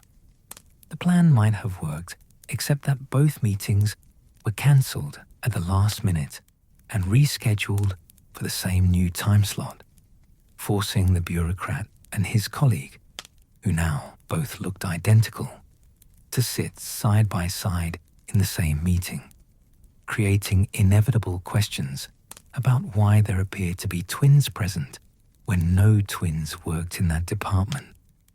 The bureaucrat tried to claim it was a coincidence, then attempted to suggest they were distant cousins who happened to look remarkably similar, before finally, as his transformation began to wear off and his features started to shift mid-meeting, admitted the truth.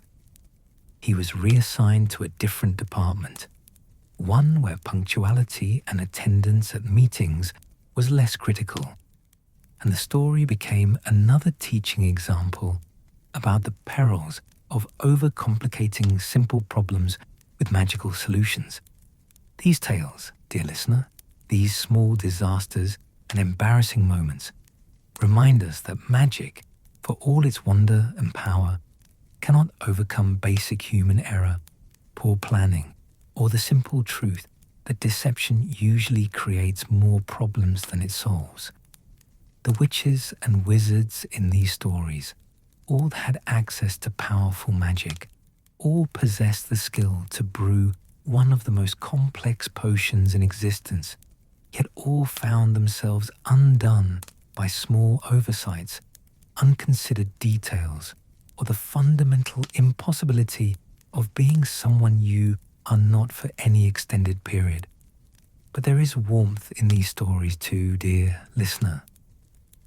There is the reminder that everyone makes mistakes, that even skilled adult wizards and experienced professionals can find themselves in situations of spectacular embarrassment, that the wizarding world is filled with humor and humanity, with people who laugh at themselves and learn from their errors and continue on with lives made richer by the stories they can tell. As you drift towards sleep now, let these gentle tales of mishaps and mistakes comfort you with their familiarity.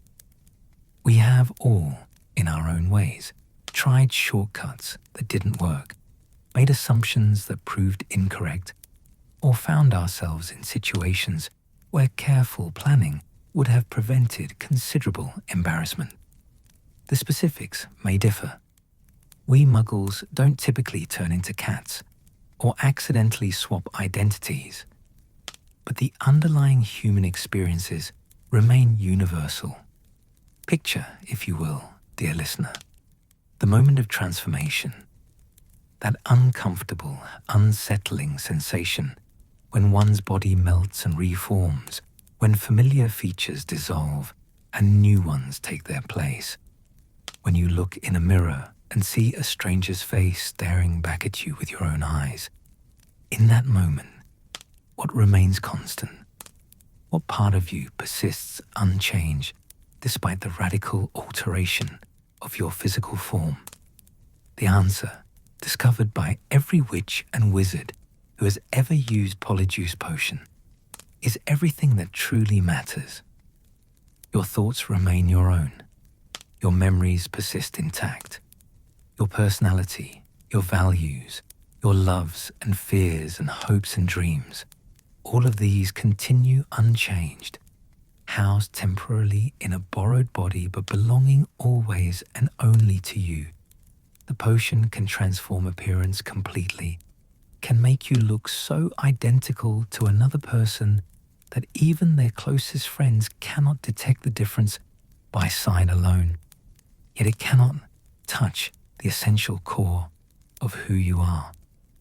This is the great lesson of Polyjuice Potion, dear listener, taught through mishaps and disasters, through successful transformations and spectacular failures alike. Identity is not located in the body, not dependent on appearance, not determined by the face we show the world. Identity exists somewhere deeper, somewhere that magic, even magic as powerful and complex as Polyjuice, cannot reach or alter. Consider Hermione in Moaning Myrtle's bathroom, her face covered in fur, her ears pointed and swiveling, a tail extending from the base of her spine. Her body had taken on feline characteristics, had become something part-way between human and cat, yet she remained entirely, completely Hermione. Her brilliant mind continued to analyze the situation, to understand immediately what had gone wrong, to feel embarrassment at her mistake and determination to set it right.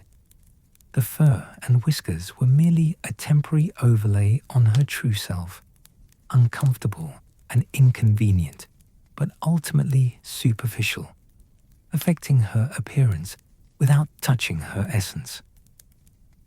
Or think of Harry and Ron in the Slytherin common room, wearing Crabbe and Goyle's heavy bodies, speaking with their voices, moving with their awkward bulk. They looked like Slytherin boys. They sounded like Slytherin boys. Yet every thought that passed through their transformed heads was purely Gryffindor, purely themselves. When Draco spoke his prejudiced views about Muggleborns, Harry and Ron had to suppress their instinctive disagreement, had to consciously perform agreement because their true feelings, their true selves, remained unchanged despite the transformation. The experience taught them something profound about walking in another person's shoes, about seeing the world from a different physical perspective. Ron, inhabiting Crabbe's shorter, stockier body, experienced how different the castle corridors felt when navigated from a different height, with different proportions, with a different center of gravity. Harry, looking through Goyle's eyes, saw how people responded to him differently, based solely on his appearance, how students gave him a wider berth in corridors, how house elves seemed more nervous, how the entire social environment shifted based on nothing more than which face he was wearing. Yet despite these insights into how others experienced them, despite this temporary perspective shift, Harry and Ron never forgot who they truly were. The transformation was like wearing an elaborate costume, not becoming a different person. They remained themselves underneath, tourists in borrowed bodies, observers rather than true inhabitants of the forms they had assumed. This distinction between inhabiting a body and being that body is crucial, dear listener. It reveals that our physical forms are vehicles for consciousness rather than the source of it, that we pilot our bodies rather than being reducible to them, that the relationship between self and body is more complex than simple identity. The wizarding world has grappled with these questions for centuries, long before Polyjuice Potion made them practically relevant rather than merely theoretical. Ancient magical philosophers wrote treatises on the nature of identity, on whether a person who was completely transformed remained the same person, on what constituted the essential self that persisted through all changes. One famous thought experiment proposed by the witch philosopher Celestina Moonwhisper in the 15th century asked wizards to consider a ship that has every plank gradually replaced over many years until none of the original materials remain. Is it still the same ship? And by extension, if a wizard used Polyjuice Potion to transform into a different person every day for a year, never appearing in their true form once during that time, would they still be themselves? The answer, Moonwhisper argued, was unequivocally yes, because identity resided in consciousness and continuity of experience, not in physical substance. Modern magical ethicists have expanded on these ideas particularly in response to the extended transformations made possible by careful Polyjuice usage. Barty Crouch Jr.'s year-long impersonation of Mad-Eye Moody raised troubling questions that went beyond his criminal actions. What happened to his sense of self during that year? Did maintaining Moody's appearance for so long affect his own identity? Did he begin to lose track of where Moody ended and he began? Or did the constant vigilance required to maintain the deception actually sharpen his sense of his true self, making him hyper-aware of the difference between performance and reality? The records suggest, dear listener, that even after 11 months of constant transformation, Barty remained entirely himself underneath. His devotion to Voldemort never wavered, his plans never altered. His core personality remained unchanged by the extended inhabitation of another person's form. The transformation affected his body but not his soul, a distinction that would prove literally true when the Dementor administered its terrible kiss, extracting Barty's soul and leaving only Moody's borrowed form, which immediately reverted to Barty's true appearance once his consciousness was gone. This reversion upon death or unconsciousness is itself revealing, dear listener. It suggests that Polyjuice transformation requires active magical maintenance by the transformed person's consciousness, that the self beneath is constantly working to maintain the illusion, that the moment awareness ceases, the body returns to its true form, like water seeking its natural level. The transformation is not a permanent alteration, but a continuous active process, requiring the self to hold the full shape through constant magical effort, even if that effort happens below the level of conscious awareness. The Ministry of Magic's regulations regarding Polyjuice Potion reflect these philosophical understandings translated into practical law.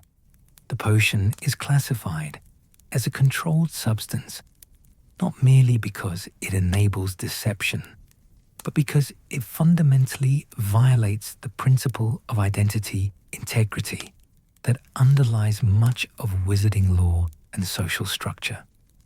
When someone can look exactly like you, sound exactly like you, access your spaces and relationships while wearing your face, the violation goes beyond simple fraud.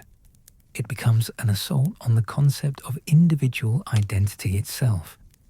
This is why the penalties for unauthorized polyjuice use are severe, dear listener.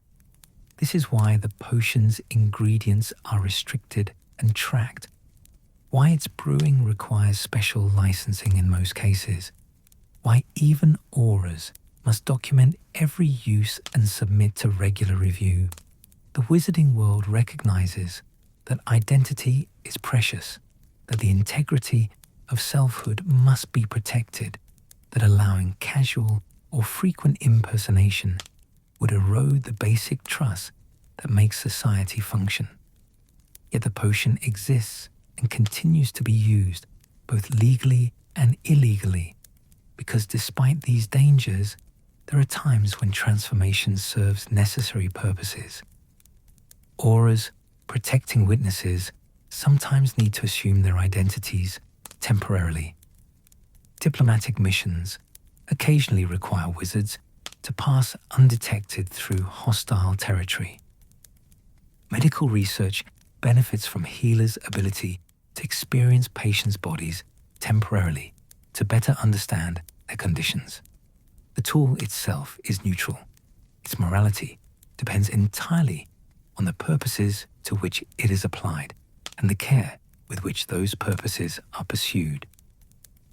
The disasters we have explored throughout our journey together, from Hermione's cat transformation to Barty's year of deception, teach us about the importance of this care, this thoughtfulness, this respect for identity as something sacred.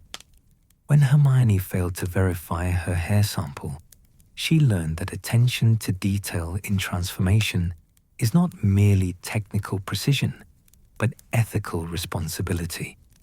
When Harry and Ron experienced life in Crabbe and Goyle's bodies, they learned that understanding others requires more than wearing their faces. When Barty used transformation for evil purposes, he demonstrated how powerful magic wielded without moral constraint becomes a force for harm. But these disasters also teach us something beautiful, dear listener, something hopeful and affirming about the resilience of the self. No matter what happened to these witches and wizards' bodies, no matter how long or complete their transformations, they always remained fundamentally themselves underneath. Hermione with whiskers was still brilliant, still determined, still Hermione. Harry as Goyle was still brave, still loyal, still Harry. Even Barty as Moody, performing a role every moment of every day for nearly a year, remained Barty. His devotions unchanged, his plans unaltered, his core self persisting, despite the longest and most thorough transformation ever attempted. This resilience of identity offers comfort in our own lives, dear listener, even for those of us without access to magical transformation. We all experience moments when we feel we must perform a role, must present a face to the world that doesn't quite match our inner reality, must temporarily become someone we are not to meet others' expectations or navigate difficult situations. The Polyjuice disasters remind us that these performances, however necessary or extended, cannot truly change who we are inside. The self persists. Identity endures. We return always to ourselves, like the Polyjuice transformation reverting to true form when the magic fades. The friendships that survive these transformations also teach us valuable lessons, dear listener. When Hermione emerged from her cat transformation, Harry and Ron did not love her less, did not see her differently, did not allow the mishap to define her or diminish her in their eyes. When Harry and Ron's risky plan failed to prove Malfoy's guilt, Hermione supported them anyway, understanding that their intentions were good even if their execution was flawed. True friendship recognizes the person beneath appearances, values the self that persists through mistakes and mishaps, and even spectacular disasters.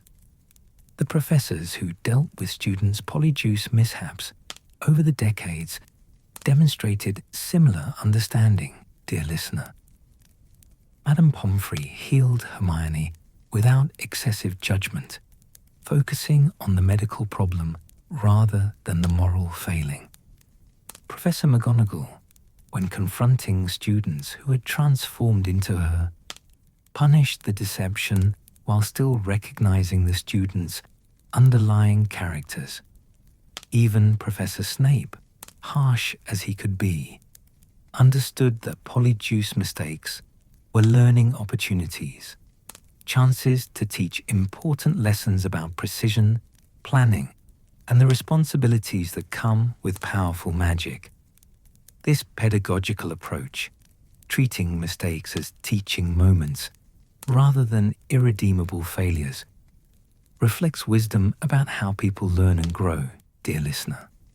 The witch or wizard who has experienced a Polyjuice disaster firsthand, who has felt the embarrassment of whiskers sprouting or the panic of transformation wearing off at an inopportune moment, learns lessons that no amount of theoretical instruction could convey. They develop respect for the potion's power, appreciation for proper preparation, an understanding of why regulations exist. They become, paradoxically, better witches and wizards through their failures than they might have been through unbroken success. The modern Hogwarts curriculum reflects these accumulated lessons, dear listener. Polyjuice Potion is mentioned in 6th-year potions class, discussed theoretically but never brewed practically by students. Professor Slughorn, and before him, other potions masters, explain the potion's properties, its ingredients, its uses and dangers, ensuring that students understand both its power and its risks. The goal is not to prevent students from ever using Polyjuice Potion, but to ensure that if they do, they approach it with appropriate knowledge, respect, and caution. Advanced students preparing for careers as auras, healers, or potion researchers receive more detailed instruction after leaving Hogwarts, learning proper brewing techniques and ethical usage guidelines in controlled professional settings. They study historical disasters, including many of the cases we have explored together, analyzing what went wrong and how similar mistakes can be prevented. They learn that transformation magic demands not just technical skill, but ethical clarity, not just precision in brewing, but wisdom in application. The broader magical community has also learned from these disasters, dear listener. Apothecaries now track sales of restricted polyjuice ingredients, requiring purchasers to present proper licenses or explain their legitimate needs. The Ministry's Misuse of Muggle Artifacts Office, which also handles magical impersonation cases, maintains detailed records of all reported polyjuice incidents, analysing patterns and developing new detection methods. St. Mungo's has refined its treatments for transformation mishaps, able to reverse even complex cases more quickly and completely than was possible in earlier decades. Yet despite all these safeguards and lessons, polyjuice disasters continue to occur. Dear listener, witches and wizards continue to brew the potion imperfectly, to use it unwisely, to discover through personal experience why all those warnings and regulations exist. Human nature being what it is, curious, ambitious, sometimes reckless, the temptation to transform, to deceive, to experience life as someone else remains powerful enough to overcome caution and common sense. Perhaps this is not entirely unfortunate, dear listener. Perhaps these ongoing mishaps serve a purpose, teaching each new generation the same essential lessons that previous generations learned, ensuring that knowledge about identity's resilience and transformation's limits is not merely theoretical, but personally understood. The witch who has sprouted whiskers understands in her bones why verification matters. The wizard who has been caught mid-transformation knows viscerally why timing is crucial.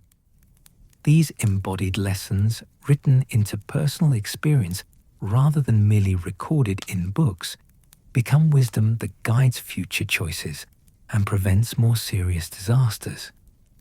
As we near the end of this reflective chapter, dear listener, consider the ultimate lesson that emerges from all these stories, all these disasters, all these transformations gone wrong. We are more than our bodies, more than our appearances, more than the faces we show the world. We are the consciousness that persists through all changes, the self that endures despite all transformations, the essential identity that no magic can truly alter or erase. This understanding brings both freedom and responsibility, dear listener. Freedom, because we need not be trapped by how others see us, need not reduce ourselves to our physical characteristics, need not let appearance define our worth or limit our possibilities. Responsibility, because if identity is internal rather than external, if selfhood is consciousness rather than body, then we bear obligation to develop that consciousness, to cultivate that self, to become in our inner reality the person we wish to be in the world. The witches and wizards in our stories learned these lessons through comedy and tragedy, through embarrassment and danger, through mistakes that range from harmless to horrific. But the lessons themselves remain consistent, pointing always toward the same fundamental truths. Identity is precious, transformation is temporary, and the self endures. Picture, if you will, the Hogwarts castle on a quiet evening long after our stories have concluded, when the events we have recounted have become history, when the people we have followed have grown into their legacies, when the disasters we have explored are told as beloved anecdotes rather than the fresh embarrassments. The castle stands eternal against the darkening sky, its windows glowing with warm light, its towers reaching towards stars that have witnessed countless transformations, countless mistakes, countless lessons learned. In the Gryffindor common room, students gather around the fireplace as they have for centuries, and someone, perhaps a seventh-year prefect, perhaps a younger student who has just discovered the story, begins to tell the tale of Hermione Granger and her unfortunate encounter with cat hair.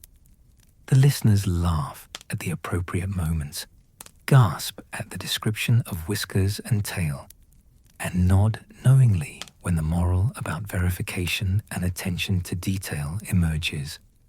The story has been polished by repeated telling, its rough edges smoothed, its lessons clarified, until it has become not merely an account of what happened, but a parable about the importance of careful preparation in all magical endeavors. Somewhere in the same castle, perhaps in the Slytherin dungeons where green light filters through lake water, other students might be telling the story of Harry and Ron's infiltration, though from a different perspective, laughing about how two Gryffindors thought they could successfully impersonate Slytherins despite knowing nothing about the house's culture, values, or social dynamics. The same events, retold through different lenses, teach different lessons about the importance of understanding the people you attempt to impersonate, about how much of identity is cultural and contextual rather than merely physical, about how transformation without comprehension is performance without meaning. In the staff room, perhaps over tea on a quiet Sunday afternoon, the professors who were teaching during those eventful years might reminisce about the various Polyjuice incidents they encountered, comparing notes and sharing stories that never made it into official records. Professor McGonagall might describe, with the faintest hint of a smile beneath her stern expression, the moment she encountered her own double in a corridor and had to determine which of them was genuinely herself and which was a transformed student. Professor Snape might contribute, in his dry, sardonic manner, observations about the particular ways that Polyjuice transformations fail when the brewer's skill is insufficient or their attention inadequate. And Madame Pomfrey, that patient healer who has seen countless magical mishaps over her decades of service, might speak most fondly of Hermione's case, not because the transformation was particularly dramatic compared to others she has treated, but because the young witch handled her embarrassing mistake with such grace, accepting treatment without complaint, learning her lesson without bitterness, emerging from the hospital wing with both her appearance restored and her character strengthened by the experience. These retellings, dear listener, are how stories survive in the magical world, how disasters become legends, how personal embarrassments transform into communal wisdom. Each time the tale is told, it reinforces the lessons it contains, ensuring that future generations of witches and wizards approach Polyjuice Potion with appropriate respect and caution, armed with knowledge purchased through others' mistakes, rather than requiring everyone to learn identical lessons through identical disasters. Let us consider now, dear listener, the broader legacy of Polyjuice Potion in magical history. The way this complex and powerful transformation magic has shaped wizarding society and continues to influence how magical people understand identity, appearance, and the relationship between body and self. The potion's very existence forces philosophical questions that might otherwise remain comfortably theoretical, dear listener. In a world without transformation magic, one can easily assume that appearance and identity are synonymous, that the person you see is the person you are encountering, that faces are reliable indicators of selves. But in the wizarding world, where anyone might be someone else in disguise, where the evidence of your eyes cannot necessarily be trusted, deeper forms of recognition and verification become necessary.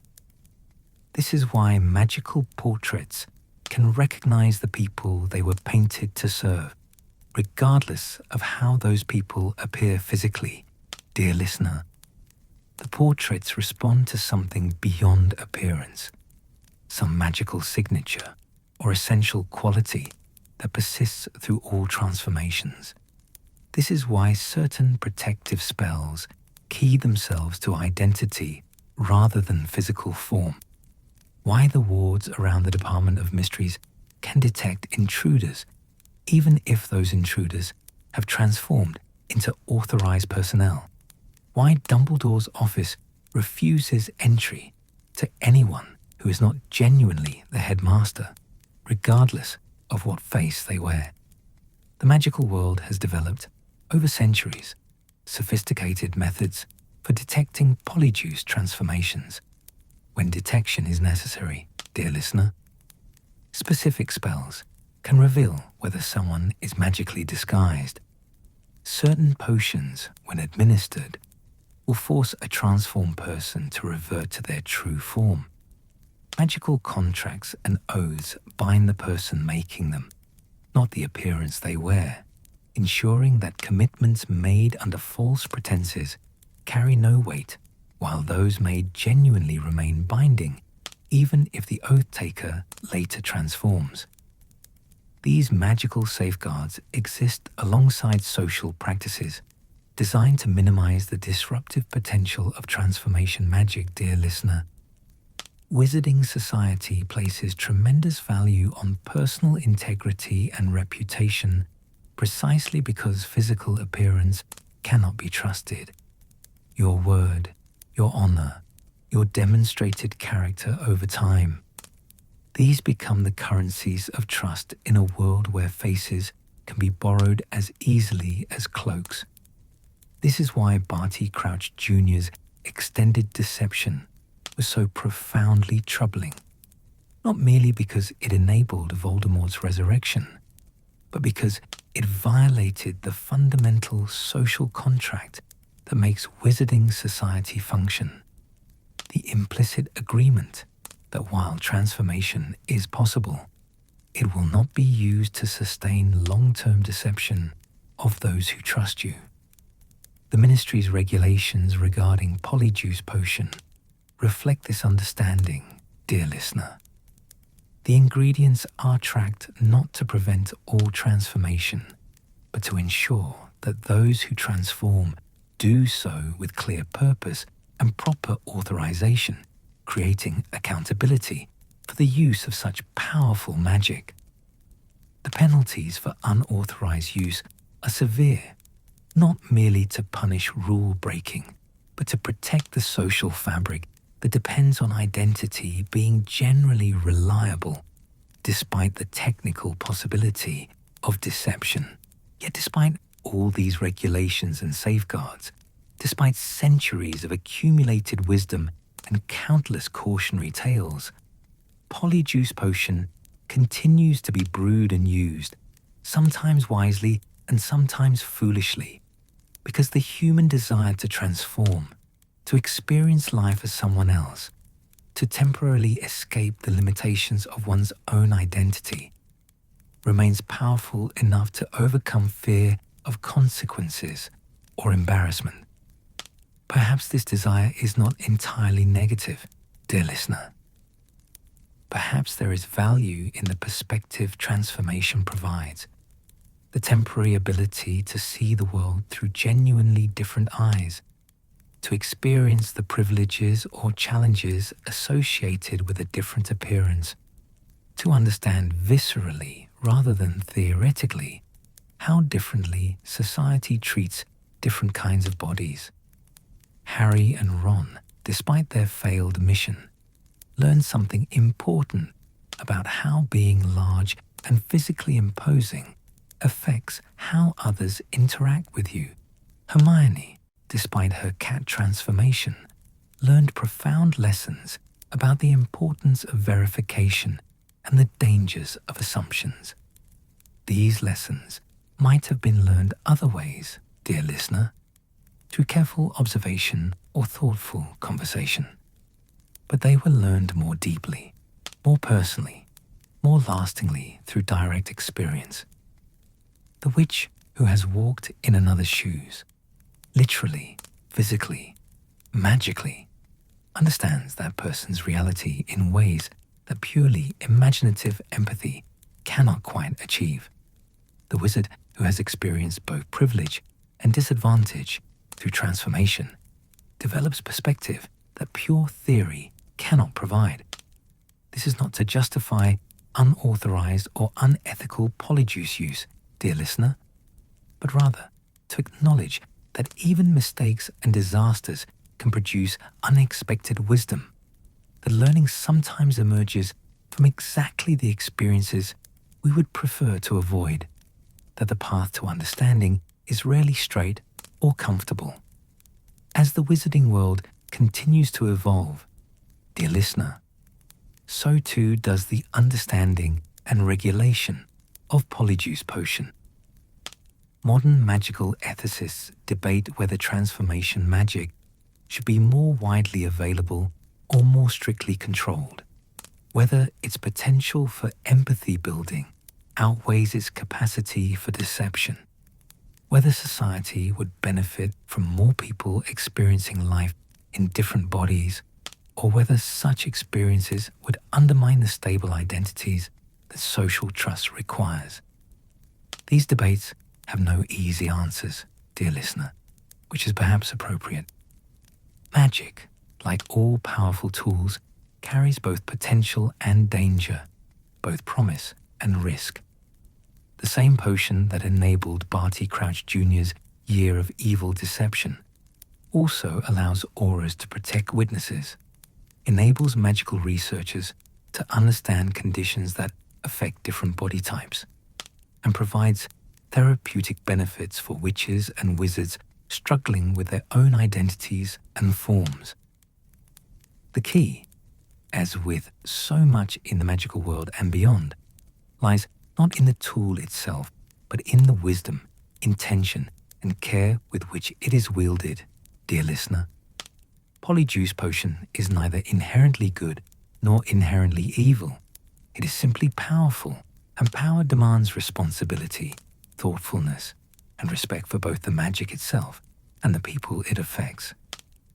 Let us return now to Hogwarts, dear listener, to that warm, safe castle where so many of our stories unfolded, and let us imagine it on this quiet evening as students settle into their dormitories, as professors retire to their private quarters, as house elves bank the fires and portraits drift into painted sleep.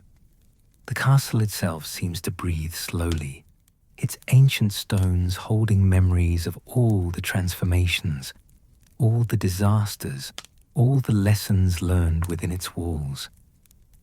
In Moaning Myrtle's bathroom, water drips steadily from old taps, the same rhythm that provided background music to Hermione's potion brewing all those years ago, dear listener.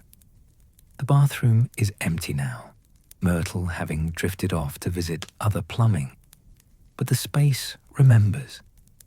Magical spaces always remember. If you knew the right spell, you might see echoes of past events replaying in the steam and shadows. 3 young students tending their cauldron. A girl with whiskers hiding in a stall. The moment of discovery when everything went delightfully wrong. These echoes are not ghosts, dear listener, but rather the castle's memory, its way of honoring the experiences that unfolded within its protection. Hogwarts loves its students, even, perhaps especially, when they make spectacular mistakes in pursuit of good intentions. The castle holds these stories gently, telling them back to itself in quiet moments, weaving them into the larger narrative of learning and growing. That is its fundamental purpose. In the Slytherin common room, those underwater windows continue to show the lake's murky depths. Fish and water plants drifting past in their eternal dance, dear listener. The heavy furniture still bears its serpent decorations. The green-flamed fire still warms the space. But the students who gather here now are different from those who witnessed Harriers Goyle and Ronna's Crabbe's awkward hour of infiltration.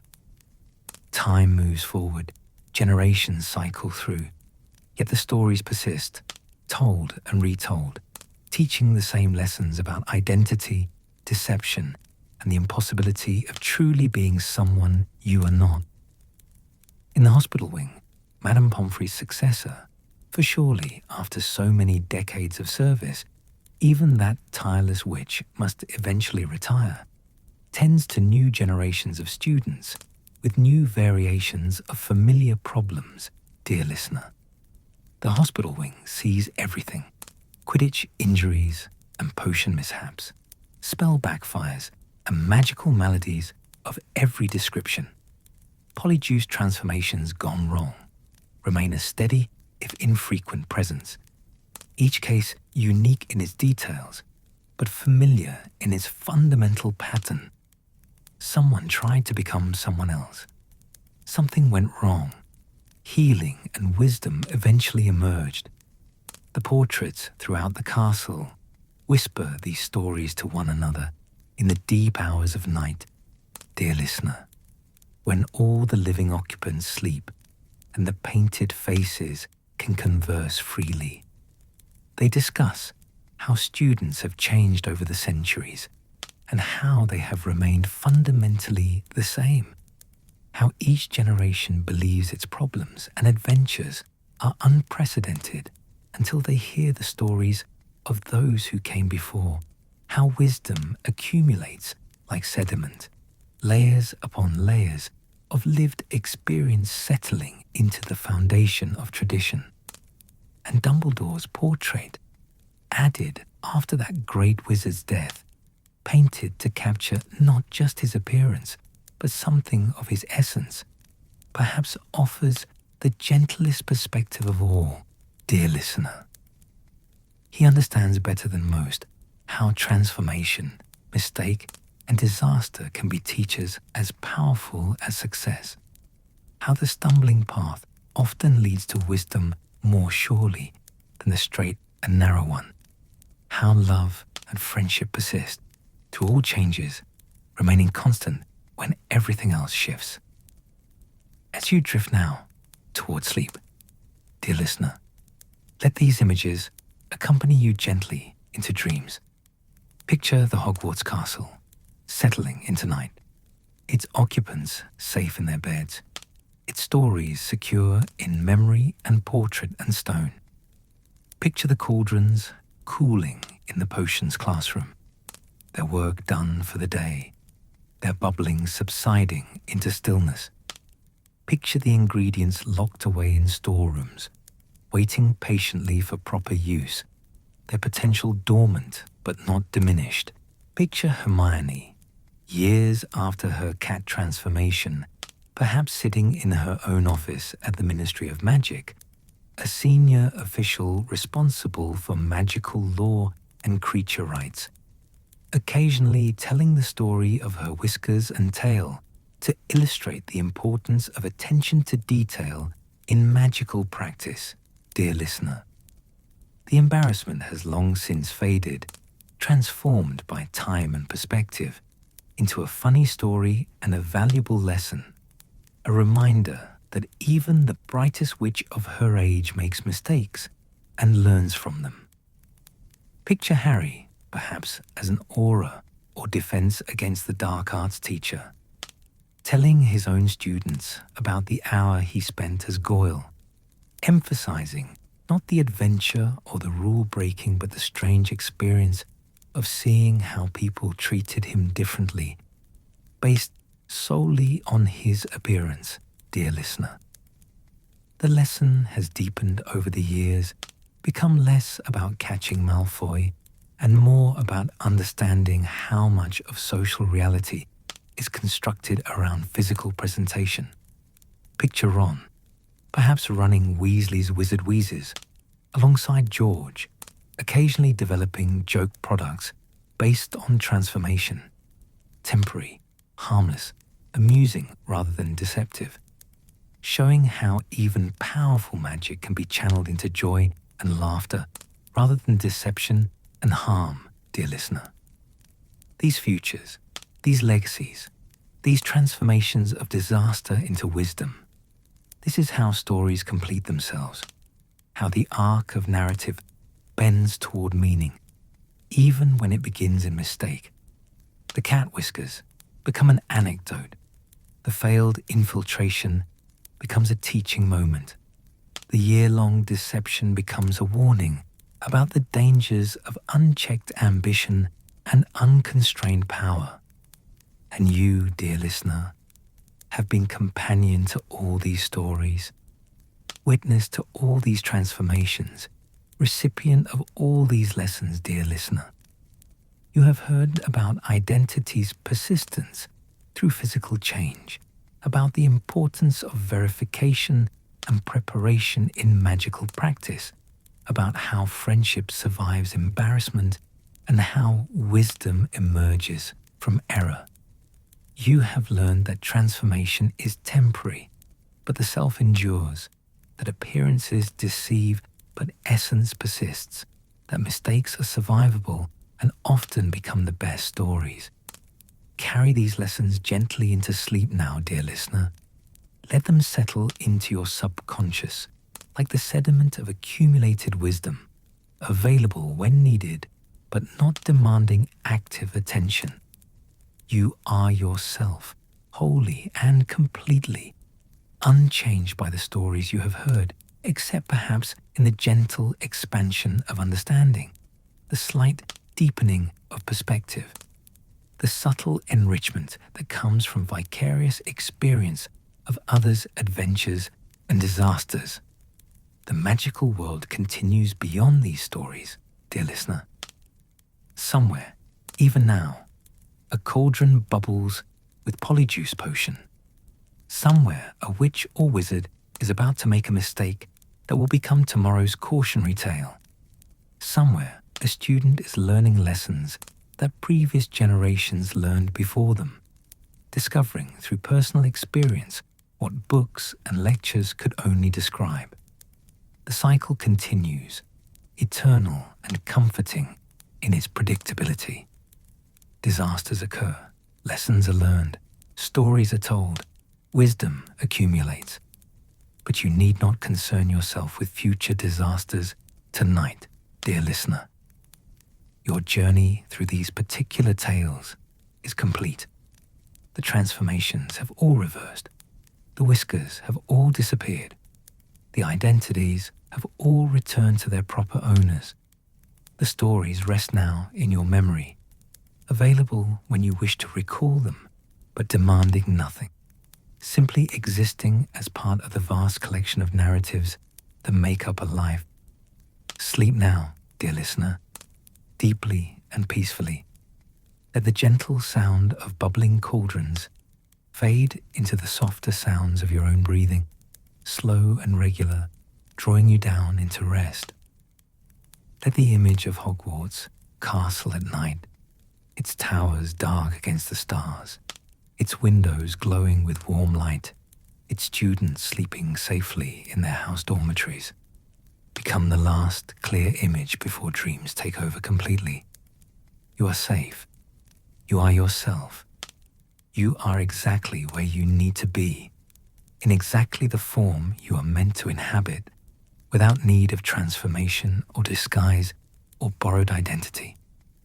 Rest in the simplicity and rightness of being wholly, completely yourself.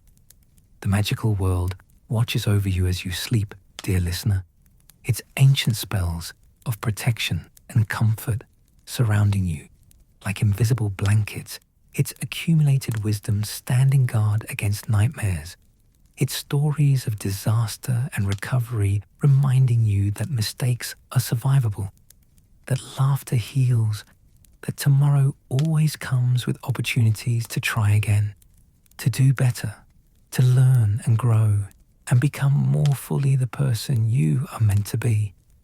And so, dear listener, may your dreams be filled with gentle magic and kind adventures, with transformations that are temporary and reversible, with mistakes that teach without traumatizing, with laughter that comes easily, and friendship that endures through all changes. May you sleep deeply and wake refreshed, carrying with you the comfort that comes from stories well told and lessons gently learned. Good night, dear listener. Rest well in the knowledge that even in mistakes, we find our truest selves, that even in disasters, we discover what matters most, that even when everything goes delightfully, memorably wrong, we remain always and unchangeably ourselves. The cauldrons cool completely, their bubbling ceased. The castle sleeps, its stones warm with captured sunlight. The portraits close their painted eyes, and throughout the magical world and beyond, all is quiet, all is peaceful, all is well. Sleep now, dear listener. The stories are finished. The transformations are complete. Tomorrow awaits, but tonight belongs entirely to rest. Good night,